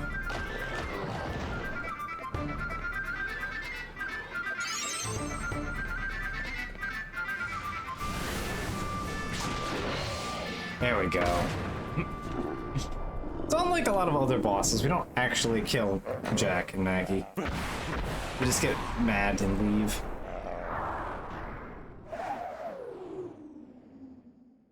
Also, Jack and Maggie are just upskilled regular enemies.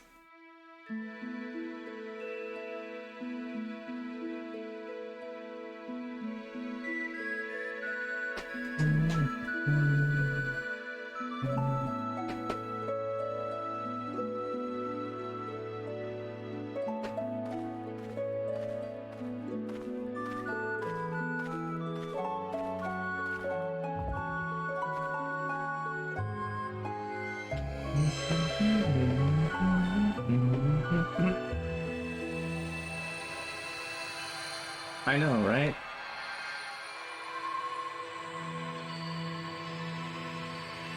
It's fine. He'll be back in like a week. It's fine.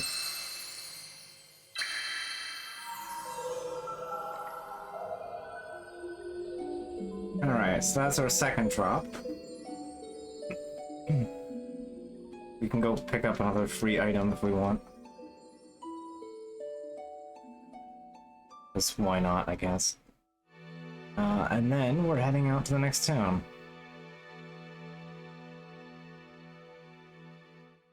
I forget if there's... is there one in... I don't know. Then we go to service. Is there... Ah, it's from Momofi again. Okay, there is a drop. Okay. Alrighty. It withered. I'm sorry, your favorite tree withered. I took care of it every day, but the weather grew cold and it lost all its leaves. I'm so sorry. How dare you! That tree could have had apples. It's fine. Have another fruit seed.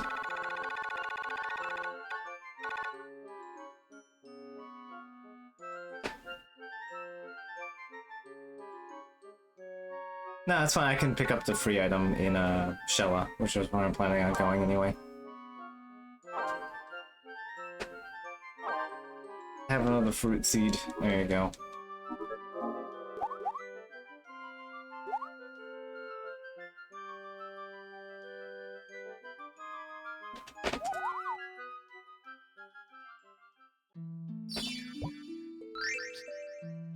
Inflict damage. Okay, yeah, I think we handled that one heartily. I bonked everything in sight. And let's get that chocobo pocket. Because more pockets means more stuff, means less menuing. Means bigger spells.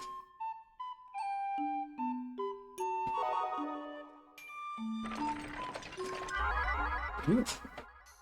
More events. Sounds like bandit time.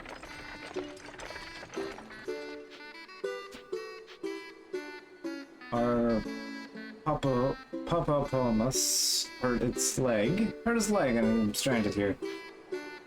Did you have a spare loaf of bannock? I need to soak it in medicine and apply it. If you can, a bag of flour would work too.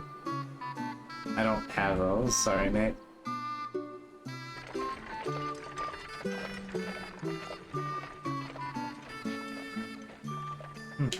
Alright, oh, that should be enough for him. You're a mighty fine actor, Kupo. That's alright. Let's rendezvous with Gramps. Hey, you old geezer, how'd it go? Got some booty, Kupo? Kupo?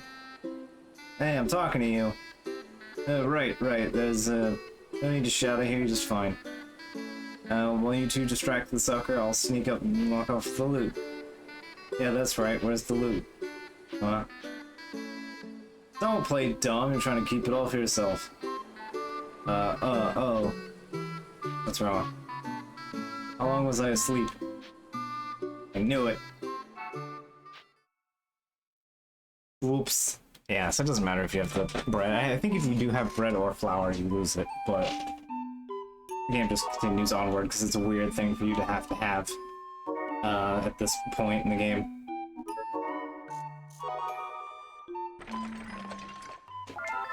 Alright, so we're going to Shella. We can get our free item in Shella.